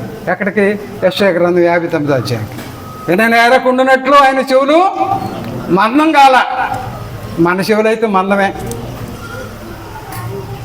భార్య భర్తకు చెప్తా ఉంటుంది, ఏమండి అంటే వినపడుతుంది. భర్త భార్య చెప్తూ ఉంటాడు, ఏమ్మా అటే చూస్తూ ఉంటుంది. ఈయన ఇటు మాట్లాడుతూ ఉంటాడు, ఆ మాటలు ఇటు చెవుల్లోకి వస్తూ ఉంటాయి, ఇటే చూస్తూ ఉంటుంది. గట్టిగా అరిచాడు అనుకోండి, ఎందుకు అంత గట్టిగా అరుస్తాడు? నాకు చెవుడా అని అంటది. గట్టిగా అరిచాడు అనుకోండి, నాకు చెవుడా ఏంటి అంత గట్టిగా అరుస్తాడు అని అంటారు. కానీ విందు మాట. అవన్నీ మనకి అనుభవాలే కదా, మనకు ప్రతి కుటుంబంలో ఉండేటువంటి అనుభవాలే. ఇక్కడ యెహోషాపాతు ప్రార్థన చేస్తున్నాడు. యెహోషువ, సూర్యుడా, నువ్వు ఎక్కడ ఆగిపోవాలి? ఎక్కడ ఆగిపోవాలి? గిబియోనులో ఆగిపోవాలి. ఒక సూర్యుడికైనా ఆదేశం ఇచ్చాడు, చంద్రుడికి కూడా ఇచ్చాడా? చంద్రుడితో ఏమంటున్నాడు? చంద్రుడా, నువ్వు అయ్యాలోను లోయలో నిలుము. అయ్యాలో లోయ, దాని పేరేంటి? అయ్యా లోయ. ఆ లోయలో నువ్వు ఉండిపో అని అన్నాడు. ఎవరిని?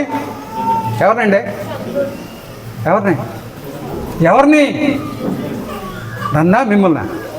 చంద్రుడిని. అది అంటే సరిగ్గా ఇట్టున్నారో లేదో అని నాకు తెలియదు కదా. ఆగిపోయాడా? అటు సూర్యుడు ఆగిపోయాడు, ఇటు చంద్రుడు ఆగిపోయాడు. ఈ కథ కథ అండి ఇదే, వెనకున్న వాళ్ళు కథ ఇదే, కథలు రాసే పుస్తకం ఆ బైబిల్. కొంతమంది అంటున్నారులే భూత పుస్తకం అని, కొంతమంది అవన్నీ కల్పితాలని, కొంతమంది చరిత్ర పుటలు తిరిగేస్తే చరిత్రలోకి వెళితే ఇవన్నీ వాస్తవాలను తేలుతాయి. ఇప్పుడు పరిశోధనలు చేస్తున్నారు, దేవుడు ఎప్పుడో బైబిల్లో రాసి పెట్టాడు, అది నిజమా కాదని చేస్తున్నారు. కానీ మనం నమ్మాలి. ఆగిపోయారా సూర్యుడు చంద్రుడు? ఎవరు చేశారు యుద్ధం? వాళ్ళ శత్రువుల మీద పగ తీర్చుకునేంత వరకు సూర్యుడు అక్కడే ఉండిపోయాడంట, ఉదయించకుండా తిరగకుండా. చంద్రుడు కూడా అక్కడే ఉండిపోయాడంట. కారణం the divine power to destroy the strong holds. ఆధ్యాత్మికమైనటువంటి దైవికమైనటువంటి శక్తి ప్రార్థనలో దేవుడు పెట్టాడు. దైవికమైనటువంటి శక్తి ప్రార్థనలో పెట్టాడు. The divine power destroy the strong holds. ఎంత బలమైనటువంటివైనా, ఎంత శక్తివంతమైన అవి లోక సంబంధమైనటువంటివే, దేవునికి ఎదురు తిరిగేవి కావు, ఎదురు వచ్చేవి నిలబడేవి కావు, అవి ఓడిపోవాల్సిందే. అలాంటి ప్రార్థన దేవుడు మనిషికి ఇచ్చాడు ఒక ఆయుధముగా. ఎంతవరకు మనం ఉపయోగించగలుగుతున్నాం? కుటుంబ కలహాలు, కుటుంబ శోధనలు, కుటుంబ ఇబ్బందులు, శ్రమలు, అనారోగ్య పరిస్థితి వచ్చినప్పుడు మనం ఏం చేస్తున్నాం? వీళ్ళు చేశారు, ప్రార్థనలు చేశారంటారు. వాళ్ళు ప్రార్థనలు చేశారు కదా, మరి మనం ఎందుకు చేయట్లేదు? ఇప్పుడు ఒక రెండు సందర్భాలు చూసామండి. అంటే ముందు ఏలియా ప్రార్థన చేశాడు, వ్యక్తి వర్షం పడకుండా ఉండాలి అని ఆయన ప్రార్థన దేవుడు అంగీకరించాడు, అది మనం చూసాం. రెండోది, రాజు తనకు వచ్చినటువంటి శ్రమను బట్టి, తనకు వచ్చినటువంటి ఇబ్బందిని బట్టి, శోధనను బట్టి భయభ్రాంతులకు గురైపోయి ఎవరి పాదాలు చెంత పెట్టాడండి? ఎవరి పాదాలు చెంత పెట్టాడు? సమస్యని దేవుని పాదాలు చెంత పెట్టాడు. సమస్య పరిష్కారం చేశాడు దేవుడు. నీ సమస్య దేవుని పాదాలు చెంత పెట్టకుండా నీలో నువ్వు డిస్కషన్ చేసుకుంటే సమస్య పరిష్కారం కాదు. నువ్వేం చేయాలి? నీకు వచ్చినటువంటి సమస్య, కుటుంబ సమస్య, వ్యక్తిగతమైన సమస్య, ఉద్యోగపరమైనటువంటి సమస్య, సంఘపరమైనటువంటి సమస్య, సమాజపరమైనటువంటి సమస్య, నువ్వు ప్రార్థనలో పెట్టు, పరిష్కారం చేస్తాడు దేవుడు. ఆయన పరిష్కారం చేయడం మనమే చేసుకుందాం అనుకున్నప్పుడే సమస్య పెద్దదైపోతుంది. ఇక్కడ అయిందా? సమస్య పెద్దదైందా? తీరిపోయింది. కారణం ఏంటంటే వాళ్ళు దేవుని మీద ఆధారపడ్డారు కనుక. వాళ్ళ మీద వాళ్ళు ఆధారపడలా. ఎవరి మీద? ఏలియా దేవుని మీద ఆధారపడ్డాడు, దేవుడు చేస్తాడని నమ్మాడు. ఇక్కడ యెహోషాపాతు దేవుడు చేయగలడు, ఆయన మాత్రమే చేయగలడు, ఆయనే సర్వాన్ని కలుగు చేసినటువంటి దేవుడు, ఆయనకు అసాధ్యమైనది ఏది లేదు అని నమ్మినటువంటి యెహోషాపాతు ప్రజలందరినీ దేవుని సన్నిధిలో పెట్టి ప్రార్థన చేయటం మొదలుపెట్టాడు. ఎవరు చేశారు ప్రార్థన? అయ్యా నువ్వు లే ప్రార్థన చేయి, అమ్మ నువ్వు ప్రార్థన చేయి, అయ్యా నువ్వు ప్రార్థన చేయి అన్నాడా యెహోషాపాతు? ఈ సమస్య వచ్చింది, నువ్వు ప్రార్థన చేయి బాబు అన్నాడా? అట్లా ఆయన ఒక మాదిరికరంగా నిలబడి, అందరినీ చూస్తుండగా నిలబడి వేదిక ప్రార్థన చేశాడు. ఆయన ప్రార్థన ఆలకించాడా దేవుడు? మరి మన కుటుంబంలో వచ్చినప్పుడు కుటుంబ యజమాని ప్రార్థన చేయాలి కదా, భార్యాభర్తలో ఉన్నప్పుడు భర్త ప్రార్థన చేయాలి కదా, సంఘంలో ఉన్నప్పుడు సువార్తకుడు ప్రార్థన చేయాలి కదా. కారణము ఆ ప్రార్థనకు పరిష్కారం దేవుడు చూపించాడు అక్కడ ఇశ్రాయేలీయులకి. యెహోషాపాతు చేసినటువంటి ప్రార్థన ఫలితాన్ని ఇవ్వలేదా దేవుడు? మరి మనకెందుకు ఇవ్వడు? సరే, ఇంకొకటి ఏం చూసాం మళ్ళీ, యెహోషువ చేసిన ప్రార్థనకి సమాధానం ఇవ్వలేదా? అంటే వాళ్ళు హృదయపూర్వకంగా దేవుని సన్నిధిలో కుమ్మరించారు. దేన్ని? అన్నలాగా ఆత్మను కుమ్మరించారు. మరి మనవా? కుమ్మరించట్లా. నేను చూసుకోగలను, నేను చేయగలను, నాకు సాధ్యం అనేటువంటి అహంకారంతో మనం ఉన్నాం కనుకనే అడ్డుబండలుగా ఉంటున్నాయి అన్ని కార్యాలు జరగకుండా. ఇంకొక వ్యక్తిని చూద్దాం. ఇక్కడ రాజు ప్రార్థన చేశాడు ప్రజల కోసం, యెహోషాపాతు ప్రార్థన చేశాడు. క్రొత్త నిబంధనలో ఇంకొక చూద్దాం, త్వరలో ముగిస్తానులే, మీరేం భయపడద్దు, ఈయన పట్టుకున్నాడు అంటే వదలడు బాబు అని అనుకోవద్దు, టైంను పాటిస్తాను. చూడండి, ఒక మూడో ఉదాహరణ చూద్దాం. అపోస్తల కార్యములు 12వ అధ్యాయం. సమస్య మీకు అర్థమై ఉంటుంది. ఆనాడు జరుగుతున్నటువంటి పరిస్థితుల్లో క్రైస్తవులు అంటే క్రీస్తు ప్రభు శిష్యులు అంటే, క్రీస్తు ప్రభుని వెంబడించేటువంటి వాళ్ళంటే, క్రీస్తు ప్రభుని అంగీకరించినటువంటి వాళ్ళంటే వెంటాడి వేటాడి వెంటాడి వేటాడి వెంటాడి వేటాడి కొట్టేసి జైలు వేసి బెయిల్ రాకుండా, ఇప్పుడు భాషలో చెప్పాలంటే జైల్లో వేసి బెయిల్ రాకుండా. వింటున్నారమ్మా? అయిపోయింది, ముగింపు వచ్చేసానులే, ముగింపు వచ్చాను. ఒక 5 నిమిషాల్లో ముగించేస్తాను మీకోసం. ఇప్పుడు భాషలో చెప్పాలంటే జైల్లో వేసి బెయిల్ రాకుండా చేస్తున్నారా? చేస్తున్నారు. అప్పుడు కూడా ఏం చేశారు? జైల్లో వేసేస్తున్నారు. జైల్లో వేసి ఏం లేదుగా, చంపేయటమే. క్రైస్తవులు అంటే అంత వ్యతిరేకత ఆనాడు ఉండేది, ఆదిమ సంఘములో, ఆదిమ కాలములో. అలాగే పేతురును కూడా ఏం చేశారు? యాకోబుని అప్పటికే చంపేసేసారు, పేతురును కూడా జైల్లో వేశారు. ఇది ఎవరికి ఇష్టమైన కార్యం అనుకున్నారు? స్వకీయులకే. ఎవరు స్వకీయులు? యూదులు. అంటే వాళ్ళు ధర్మశాస్త్రాన్ని అనుసరించి జీవించేటువంటి వాళ్ళు. వీళ్ళేమో క్రీస్తు ప్రభు ద్వారా తండ్రి అయినటువంటి దేవుని సేవించేటువంటి వాళ్ళు. వాళ్ళకి అర్థం కాలేదు. కనుకనే అర్థం కాకపోబట్టే ఆ క్రీస్తు మార్గంలో ఉన్నటువంటి ప్రతి ఒక్కరిని కూడా జైల్లో వేయటం, చంపేయటం. అలాగా పేతురు కూడా చేయాలని చూశారు.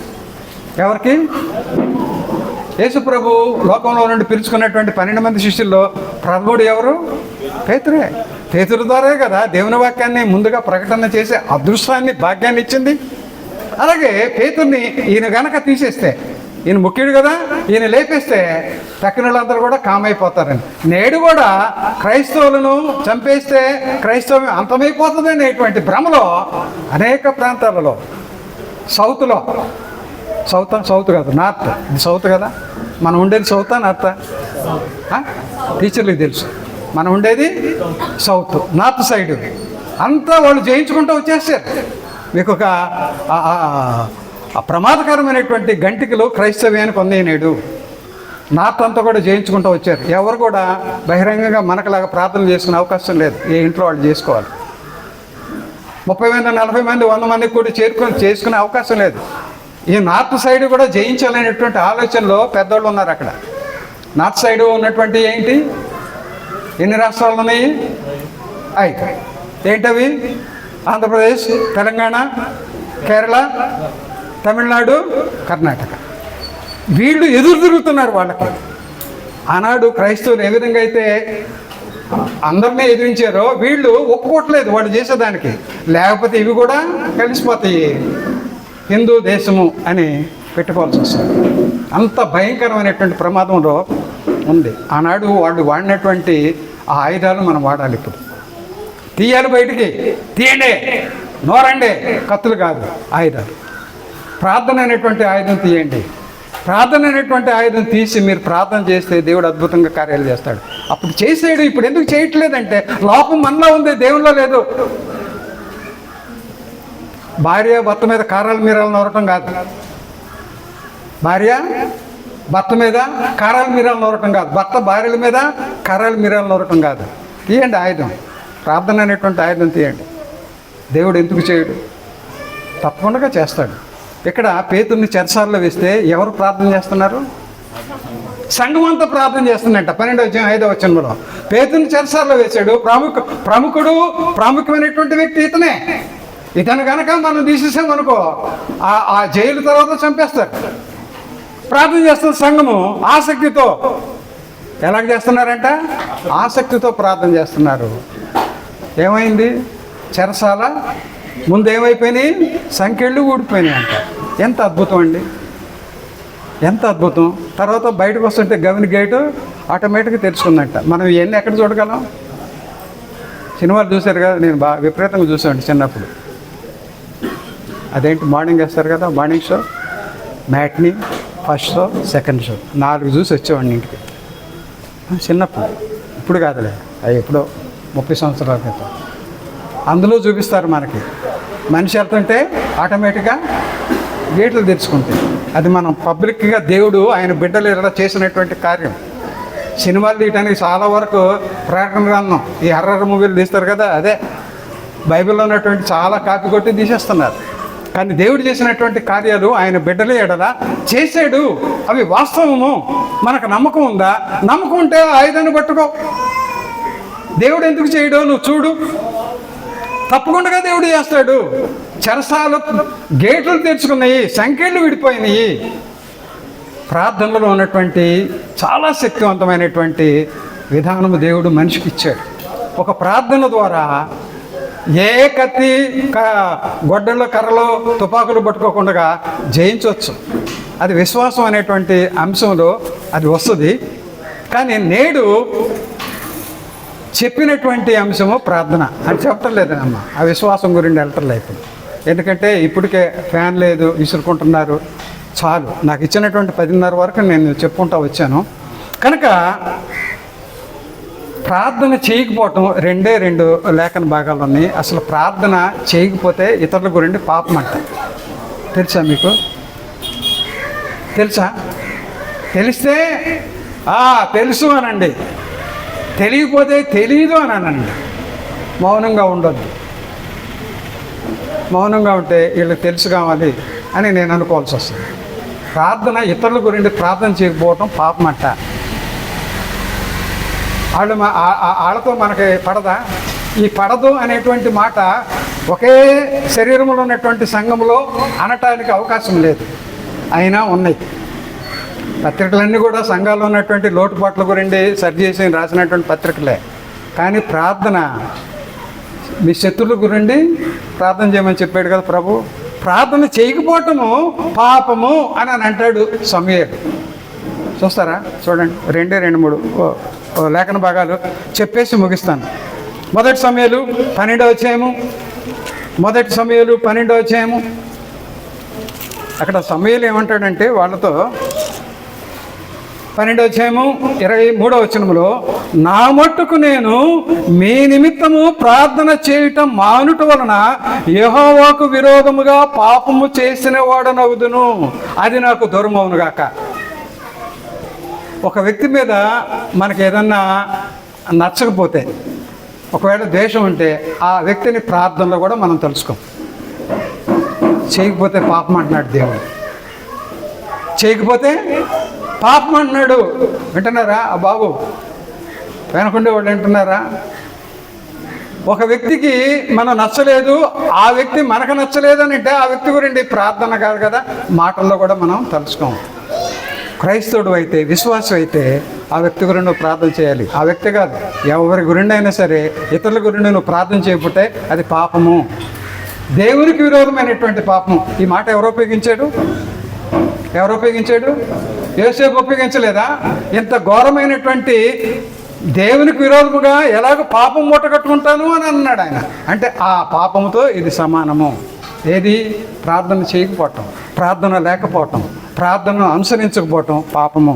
ఇక ఈ ప్రార్థన అనేది చూస్తే కొరింథీయులకు రాసిన 2వ పత్రిక 1వ అధ్యాయం 10వ వచనంలో ప్రార్థన అనేది ఒక సహాయం అంట. మీరు చేస్తున్నారు కదా, మనం చాలామందికి సాయం చేస్తూ ఉంటాం కదా. అన్నం సాయం చేస్తాము, విద్య సహాయం చేస్తాము, డబ్బు సహాయం చేస్తాము. ఇవన్నిటికి మించినటువంటి సహాయము ప్రార్థన. నువ్వు అవన్నీ చేసినా సరే ఒక ప్రార్థన చేసేసారు, అవన్నీ చేసినట్టే. ప్రార్థన అనేది ఒక సహాయము అని అంటాడు పౌలు గారు. రాస్తాడు కొరింథీ సంఘానికి రాస్తాడు. ప్రార్థన అనేది ఒక పోరాటం అంట. ప్రార్థన అనేది రోమీయులకు రాసిన పత్రిక 15వ అధ్యాయం 32వ వచనంలో ప్రార్థన అనేది ఒక పోరాటము అంటాడు. అక్కడ యోబు గ్రంథంలో కూడా యోబు ఒక మాట రాస్తాడు. ఈ నరుని యొక్క దినాలు ఏ దినాలతో పోల్చాడు ఆయన? యుద్ధ దినాలంట, యుద్ధ కాలం అంట. నువ్వు పుట్టిన నుండి చచ్చిపోయేంత వరకు కూడా యుద్ధమే, యుద్ధ దినాలేనంట. ఎన్నిటితో యుద్ధం చేస్తావు? చాలా వాటితో యుద్ధం చేస్తావు.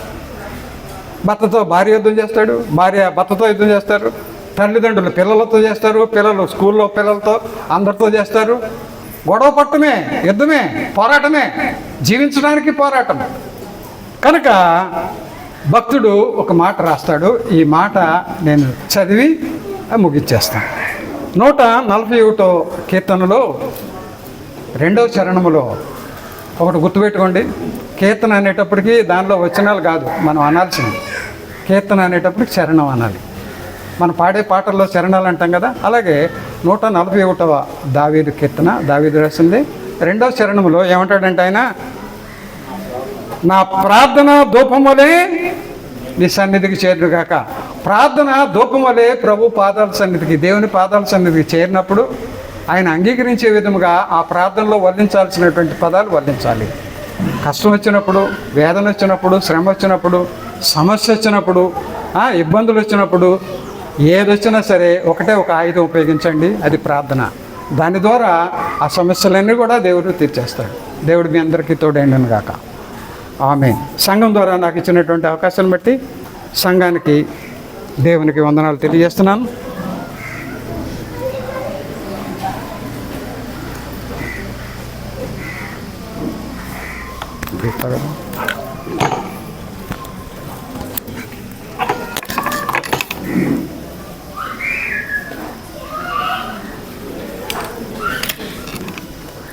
ఇప్పటి వరకు చక్కటి విషయాల్ని తెలియజేసిన సహోదరులకి వందనాలు తెలియజేస్తున్నానండి. మన ఆత్మీయ జీవితంలో మనం ఉపయోగించాల్సిన యుద్ధపు కరణాల గురించి మనకు తెలియజేశారు.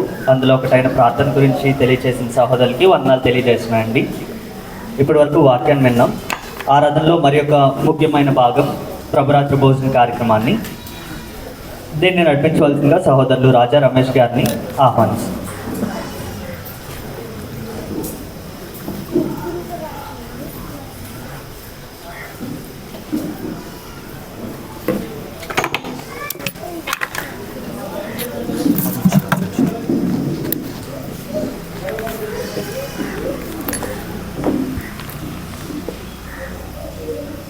కూడి వచ్చిన ప్రతి ఒక్కరికి కూడా క్రీస్తునామాన్ని వందనాలు తెలియజేస్తున్నానండి. ఒక ప్రార్థన చేసుకుని ఆ కార్యక్రమంలో మనం ముందుకెళ్దాం. మన మధ్యన సహోదరులు సురేష్ గారు వచ్చి ప్రార్థన చేయాల్సిందిగా కోరుతున్నాను. ఇక్కడ కూర్చున్న ప్రతి ఒక్కరు కూడా మీ యొక్క మనసుల్ని ఈ కార్యక్రమం మీద ఉంచడానికి ప్రయత్నం చేయండి. ప్రార్థన. సకల ఆశీర్వాదాలకు కారణభూతుడైన పరలోకమందున్న మా యొక్క తండ్రి, ఉదయకాల సమయంలో మరొకసారి ప్రార్థన చేసుకోవడానికి మాకు ఇచ్చిన అవకాశాన్ని బట్టి, సమయాన్ని బట్టి వందనాలు తెలియజేసుకున్నాం తండ్రి. ఈ ఆరాధన కార్యక్రమాన్ని మొదటి నుంచి ఇప్పటి వరకు మీరు నడిపించిన విధానానికి మీకు ఎల్లైన స్తుతులు, స్తోత్రాలు తెలియజేసుకున్నాం తండ్రి. అలాగే ఆరాధనలో మరొక భాగమైన ప్రభురాత్రి భోజనాన్ని మమ్మల్ని నడిపించినారు తండ్రి. ఈ సమయంలో ఇక్కడ కూడి వచ్చిన ప్రతి ఒక్కరు కూడా దానికి సిద్ధపడి ఉన్నారని నమ్ముతున్నాం తండ్రి. వారి మనసులో నాటబడిన వాక్యాన్ని బట్టి మీకు వందనాలు తెలియజేస్తున్నాం తండ్రి. వాక్యాన్ని తెలుసుకునే విషయంలోనూ, ఆ మార్గంలో నడిచే విషయంలోనూ మీరు దయ చూపమని వేడుకున్నాం తండ్రి. అలాగే ఈ బలలో పాల్పంచుకున్న ప్రతి ఒక్కరిని వేడుకున్నాం తండ్రి. వారు పరీక్షించుకుని తీసుకునే విషయంలో సహాయం చేయమని వేడుకున్నాం తండ్రి. మీ శరీరానికి సాదృశ్యమైన రొట్టె విషయంలోనూ, మీ రక్తానికి సాదృశ్యమైన ద్రాక్షారసం విషయంలోనూ సహాయం చేయమని వేడుకున్నాం తండ్రి. అది మీ నిజమైన మీ శరీరమని, మీ రక్తమని మేము గుర్తెరిగి ఈ ప్రపంచంలో జీవించే విషయంలో మాకు సహాయం చేయమని వేడుకున్నాం తండ్రి. ఈ లోకంలో మేము జీవించినంతకాలం కూడా ఆ వాక్యాన్ని తెలుసుకునే విషయంలోనూ, మా మనసులో నాటుకునే విషయంలోనూ సహాయం చేసి ముందుకు నడిపించుకొని మా ప్రభు రక్షకుడైన యేసుక్రీస్తునామని అడిగి వేడుకుంటున్నాం తండ్రి. ప్రార్థనలో నడిపించిన సహోదరునికి సంఘం తరపున వందనాలు తెలియజేస్తున్నానండి. మనకి సమయం కొద్దిగా ఉంది కాబట్టి కార్యక్రమం మనం ముందుకెళ్దాం. వాక్యాన్ని చదువుకొని ఈ యొక్క కార్యక్రమంలోకి మనం ముందు వెళ్దాం. మనందరం కూడా గమనించాల్సింది, ఈ యొక్క కార్యక్రమాన్ని చేయడానికి కోసం ఇంతవరకు మనం పాటలు పాడినా, వాక్యం విన్నా, సిద్ధపడడానికి మనందరం కూడా చేసిన ప్రయత్నం అది. వాతావరణం కొంచెం వేడిగా ఉంది, కాకపోతే ఇబ్బంది దానికన్నా కూడా ఈ కార్యక్రమం చాలా ముఖ్యమైనది కాబట్టి దీని మీద శ్రద్ధ ఉంచడానికి ప్రయత్నం చేయండి. వాక్యాన్ని చదువుకొని ఈ యొక్క కార్యక్రమం ముందుకెళ్దాం. 1 కొరింథీ 11వ అధ్యాయం 23వ వచనం నుంచి చదువుతున్నానండి. నేను మీకు అప్పగించిన దాన్ని ప్రభు వల్ల పొందుకుని, ప్రభు అయిన యేసు తాను అప్పగింపబడిన రాత్రి ఒక రొట్టెని ఎత్తుకొని కృతజ్ఞతాస్తుతులు చెల్లించి దాన్ని విరిచి, ఇది మీ కొరకైన నా శరీరము, నన్ను జ్ఞాపకం చేసుకుంటే దీన్ని చేయడని చెప్పాను. ఆ విధంగానే మనం ఈ యొక్క కార్యక్రమంలో ముందుకెళ్దాం. క్రీస్తు ప్రభు వారి యొక్క శరీరానికి సాదృశ్యమైన రొట్టె గురించి ప్రార్థన చేయవలసిందిగా సహోదరులు లోకా గారిని కోరుతున్నానండి.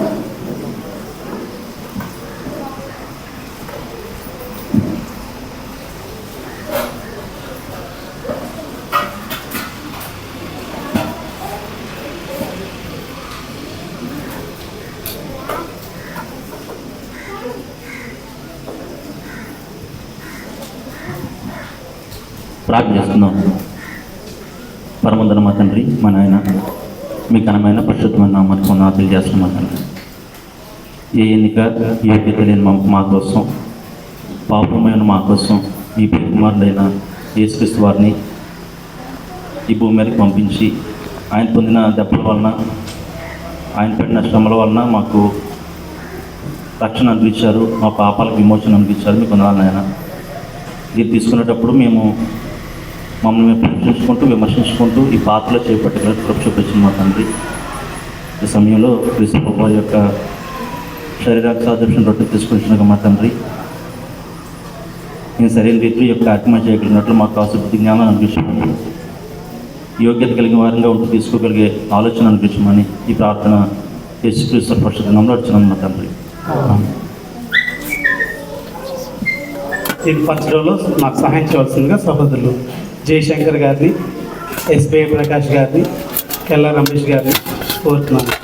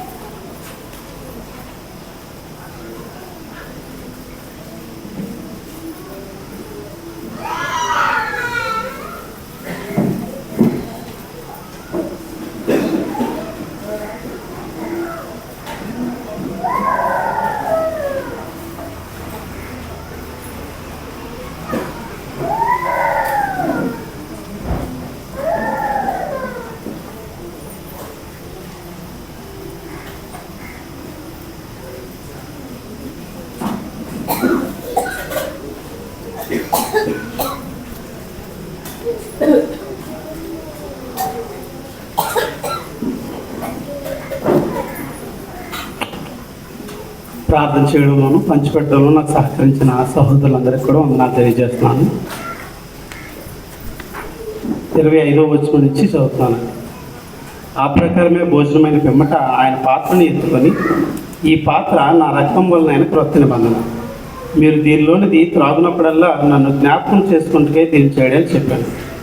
మీరు ఈ రొట్టెని తిని ఈ పాత్రను త్రాగునప్పుడల్లా ప్రభువు వచ్చే వరకు ఆయన మరణంను ప్రచురించుదు. కాబట్టి ఎవడు అయోగ్యంగా ప్రభువు యొక్క రొట్టెను తిన్నో లేక ఆయన పాత్రలోని త్రాగునో వాడు ప్రభువు యొక్క శరీరం గురించి రక్తంను గురించి అపరాధి అవుతుంది. దీన్ని మన మనసులో ఉంచుకొని ఆయన యొక్క క్రీస్తు ప్రభు వారి యొక్క రక్తానికి సాదృశ్యమైన ద్రాక్షరసాన్ని తీసుకుందామండి. దీని గురించి ప్రార్థన చేయవలసిందిగా సహోదరులు శేఖర్ గారిని కోరుతున్నాను.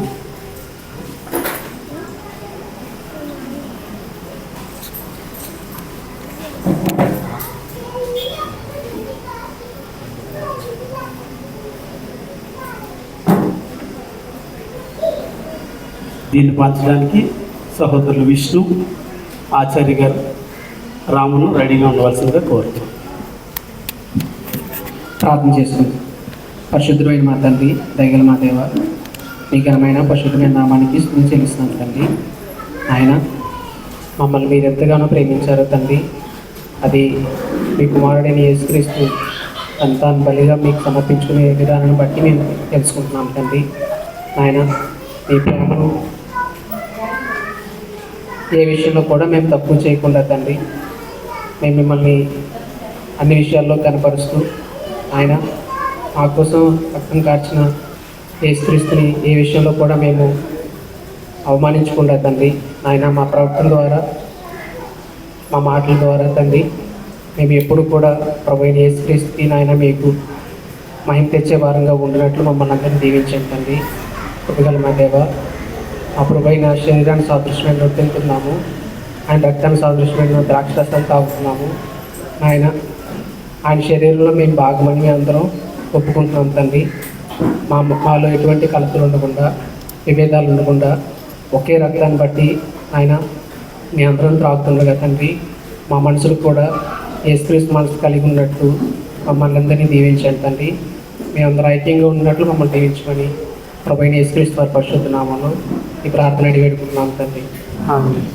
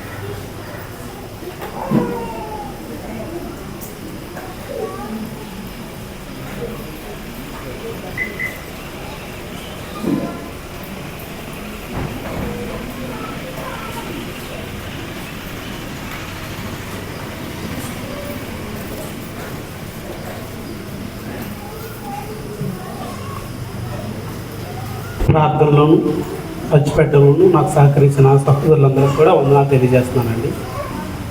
ఇంతటితో ప్రభువాల కార్యక్రమాన్ని మనం ముగించుకున్నాం. ఆరాధనలో మరి యొక్క ముఖ్యమైన భాగం కానుకలు పోచేయడం. 1 కొరింథీ 16వ అధ్యాయంలో తెలియజేసినట్లుగా ఆదిమ సంఘాల వాళ్ళు ప్రతి ఆదివారం మీలో ప్రతివాడు తాను వర్ధిల్లను కొద్ది తన యొక్క కొంత సొమ్ము నిలువ చేయవాలి. ఇది ఎందు నిమిత్తం అంటే సంఘంలో ఉండే పేదవారి గురించి కానీ, సంఘం ఎవరికైనా సహాయం చేయడానికి, దేవుని యొక్క కార్యక్రమాలు చేయడానికి ఈ యొక్క సొమ్మును ఉపయోగించడం జరుగుతుంది. బలవంతం లేకుండా వర్ధిల్లను కొద్దీ మీలో ప్రతి ఒక్కరు కూడా ఈ యొక్క కార్యక్రమంలో పాల్గొందాలని కోరుతున్నాను. చందాన్ని పోగు చేసుకున్నాం. ఈ యొక్క కార్యక్రమంలో నాకు సహకరించాల్సిందిగా సహోదరులు డేవిడ్ రాజు గారిని, శ్రీనివాసరావు గారిని, జయశంకర్, శౌర్య వచ్చినట్లయితే సహాయం చేయవలసిందిగా కోరుతున్నాను.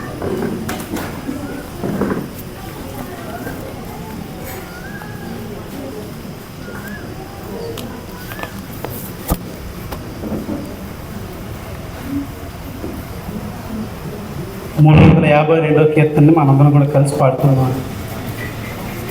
కానుకల పాత్ర కరమును తాకంగా కలువారి ప్రేమను తొలగేసి నీవు కడు ప్రేమను లకించు పెదవులనే కాక కడు ప్రేమను లకించు పెదవులనే కాక కనుపరచుము నీ ప్రేమ కానుక రూపమున కనుపరచుము నీ ప్రేమ కానుక రూపమున కలవారలేనా నిరుపేదల మిత్రులు కరువులో ఇచ్చినది సారేపతి శ్రీయే కానుకలు ఇచ్చినది నిరుపేదలు కారా కానుకలు ఇచ్చినది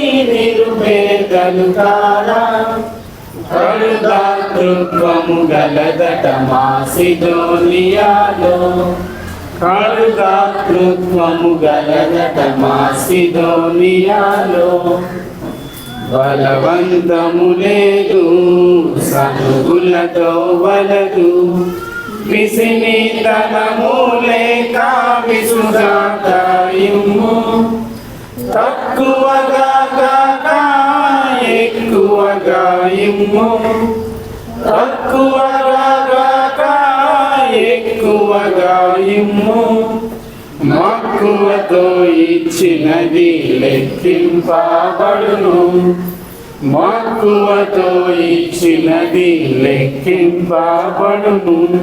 చాలా ఎత్తబడిన చందా నిమిత్తమే సహోదరులు ప్రార్థన చేయవలసిందిగా కోరుతున్నాను. ప్రార్థన చేసుకుందాం. పరిశుద్ధులైన తండ్రి, పరమదాసుడైన మా ప్రియులకు నాయన, మీ ఘనమైన పరిశుద్ధ నామానికి వేలాది వందనాలు స్తుతిస్తోత్రం తెలియజేస్తున్నా తండ్రి. తండ్రి ఇదిగో నాయన తండ్రి, నాన్న మీ అందరం కూడా తండ్రి మా మొక్కుతోనే మేము ఈ చంద ఇచ్చామని నమ్ముతున్నాం తండ్రి. తండ్రి ఇచ్చిన ప్రతి హస్తాన్ని దీవించి ఆస్వాదించి వేడుకుంటాను నాయన తండ్రి. దీని ఖర్చుబట్టులో సంఘానికి కావాల్సిన మంచి జ్ఞానం తెచ్చి వేడుకుంటున్నాం నాన్న. ప్రతి ఒక్క విషయంలో కూడా తండ్రి ప్రతి ఒక్క ఔదార్య కార్యంలో దీన్ని ఉపయోగించేలాగా మాకు కావాల్సిన జ్ఞానాన్ని ఏ వేగంగా తెచ్చామని ఇచ్చిన ప్రతి హస్తాన్ని మరొకసారి దీవించి ఆస్వాదించమని వేడుకుంటూ ఈ చిన్న ప్రార్థన మా ప్రభు రక్షకుడు ప్రియకుమారుడైన యేసుక్రీస్తు నామాన మిక్కిలి వినయపూర్వకంగా వేడుకుంటున్నా తండ్రి, ఆమేన్. చందాన్ని పోగు చేయడంలోనూ ప్రార్థన చేయడంలోనూ సహకరించిన సహోదరులందరూ కూడా క్రీస్తునామన వందనాలు తెలియజేస్తున్నానండి. నన్ను ప్రేమించి నాకు ఈ అవకాశం ఇచ్చిన సంఘానికి వందనాలు తెలియజేస్తూ ఇంతటితో ఈ కార్యక్రమాన్ని ముగిస్తున్నాం. అందరికీ వందనాలు.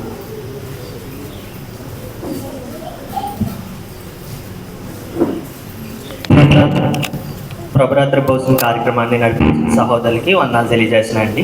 లాస్ట్ మినిట్లో తెలియజేసినప్పటికీ సహోదరులు ప్రిపేర్ అయ్యి కార్యక్రమం చక్కగా నడిపించడం బట్టి ఆయనకు వందనాలు తెలియజేస్తున్నాను. ముగింపు ప్రార్థన చేసుకొని కార్యక్రమాన్ని మనం ముగించుకుందాం అండి. మన స్థానిక సంఘ సువార్థికులు కిరణ్ కుమార్ గారు వచ్చి ప్రార్థన చేయవలసిందిగా కోరుతున్నాను. ఈ ప్రార్థనలో సంఘ కార్యక్రమాల నిమిత్తం సంఘం అందరూ ఏక మనసుతో ఉండేలాగా, అలాగే మన స్థానిక సంఘ తీసుకోబోయే చర్చ్ బిల్డింగ్ నిమిత్తం ప్రార్థన చేయవలసిందిగా కోరుతున్నాను. ప్రార్థన పరమగల మా తండ్రి, కృపగల మా నాయన, మీ మహోన్నతమైన అతి శ్రేష్టమైన ఘనమైన నామానికి సమయంలో కృతజ్ఞతాస్తులు తెలియజేస్తున్నాం. నాయన సమస్తాన్ని పరిపాలిస్తూ నాయన మమ్మల్ని పోషిస్తూ రక్షిస్తూ మాకు జీవాన్ని ఊపిరిని దయచేస్తున్న గొప్ప దేవుడు మీరు. నాయన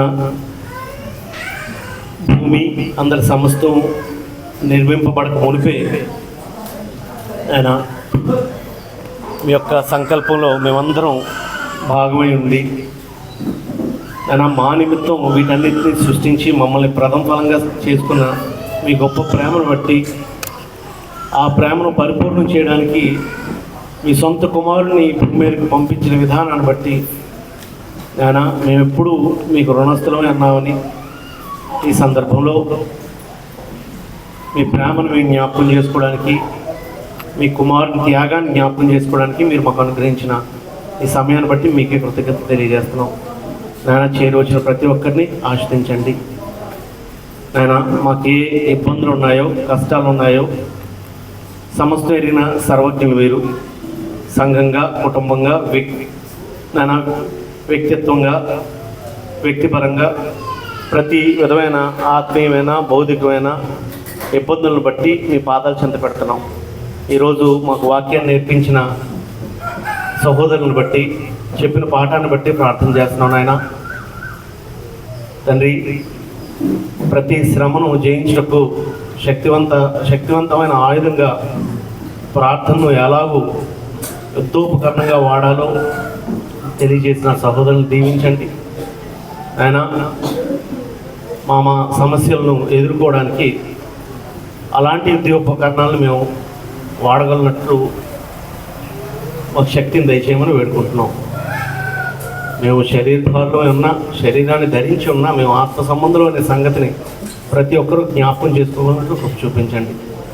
చేరువచ్చిన ప్రతి ఒక్కరిని ఆశ్రయించండి. నాయన ఈ వారంలో జరగనున్న కార్యక్రమాలను బట్టి ప్రార్థన చేస్తున్నాం. ముఖ్యంగా ఈరోజు సాయంత్రం జరగనున్న నాయన మా సహోదరుడు రామన్ కుమార్ని నామకరణ విషయంలో మీ కృప చూపించండి. కార్యక్రమం అంతా చక్కగా జరగగలిగినట్లు, వాతావరణం నాయన మా అందరికీ అనుకూలించగలిగినట్లు తండ్రి, బంధువులు, స్నేహితులు, పిలువబడిన వారు, సంఘస్థులు అందరూ రాగలిగినట్లు, ఆ కార్యక్రమం నీకు మహిమార్థమే జరగగలిగినట్లు ఆ కార్యక్రమాన్ని దీవించమని వేడుకుంటున్నాం. మాకు వాక్యాన్ని వివరించిన సహోదరులకు కావాల్సిన ఆరోగ్యాన్ని, జ్ఞానాన్ని దయచేయండి. ఇంకా నిశ్చితమైతే ఆ సహోదరుని వాడుకొని బలమైన పాత్రగా, పనిముట్టుగా తన బ్రతుకు పర్యంతం అనేక మందికి ఈ వాక్యాన్ని చెప్పగలిగినట్లు నేను మంచి సాధనమైన పనిముట్టుగా మీరు వినియోగించుకోమని వేడుకుంటున్నాం. ఇంతవరకు కార్యక్రమాన్ని అయినా నడిపించిన సహోదరుని బట్టి ప్రార్థన చేస్తున్నాం.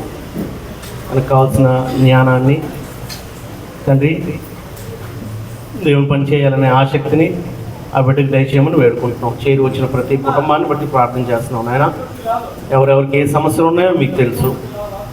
నాయన వ్యక్తిగత ఇబ్బందులు, నిరుద్యోగము, నాయన ఆర్థికపరమైన ఇబ్బందులు తండ్రి, కుటుంబ కలహాలు, వీటన్నిటిని బట్టి ప్రార్థన చేస్తున్నాం. మాకైతే నాయన మేము కొన్ని తెలుసుకోగలం, కొన్ని తెలియవు. సమస్తాన్ని ఎరిగిన సర్వజ్ఞులు, ప్రతి మనస్సును, హృదయ అంతరంగాలను ఎరిగిన గొప్ప దేవుడు కృప చూపించి సహాయాన్ని, సమాధానాన్ని, శాంతిని దయచేయమని వేడుకుంటున్నాం. ఆయన చిన్నపిల్లలందరికీ పరీక్షలు అయిపోయి మరలా స్కూల్ ప్రారంభిస్తుండగా నీ కృప వారి మీద ఉంచమని వేడుకుంటున్నాం. ఆ స్థానిక సంఘ ఆయన బిల్డింగ్ విషయంలో ఆయన నిశ్చితం అయితే ఎందుకు అది ఆగిందో మాకు తెలియదు. నాయన మా సహోదరులు తెలియజేసినట్లు మా వివేకం అయితే మమ్మల్ని మన్నించమని, దాని నుంచి మేము అధిగమించగలిగినట్లు మాకు బుద్ధిని దయచేయమని వేడుకుంటున్నాం.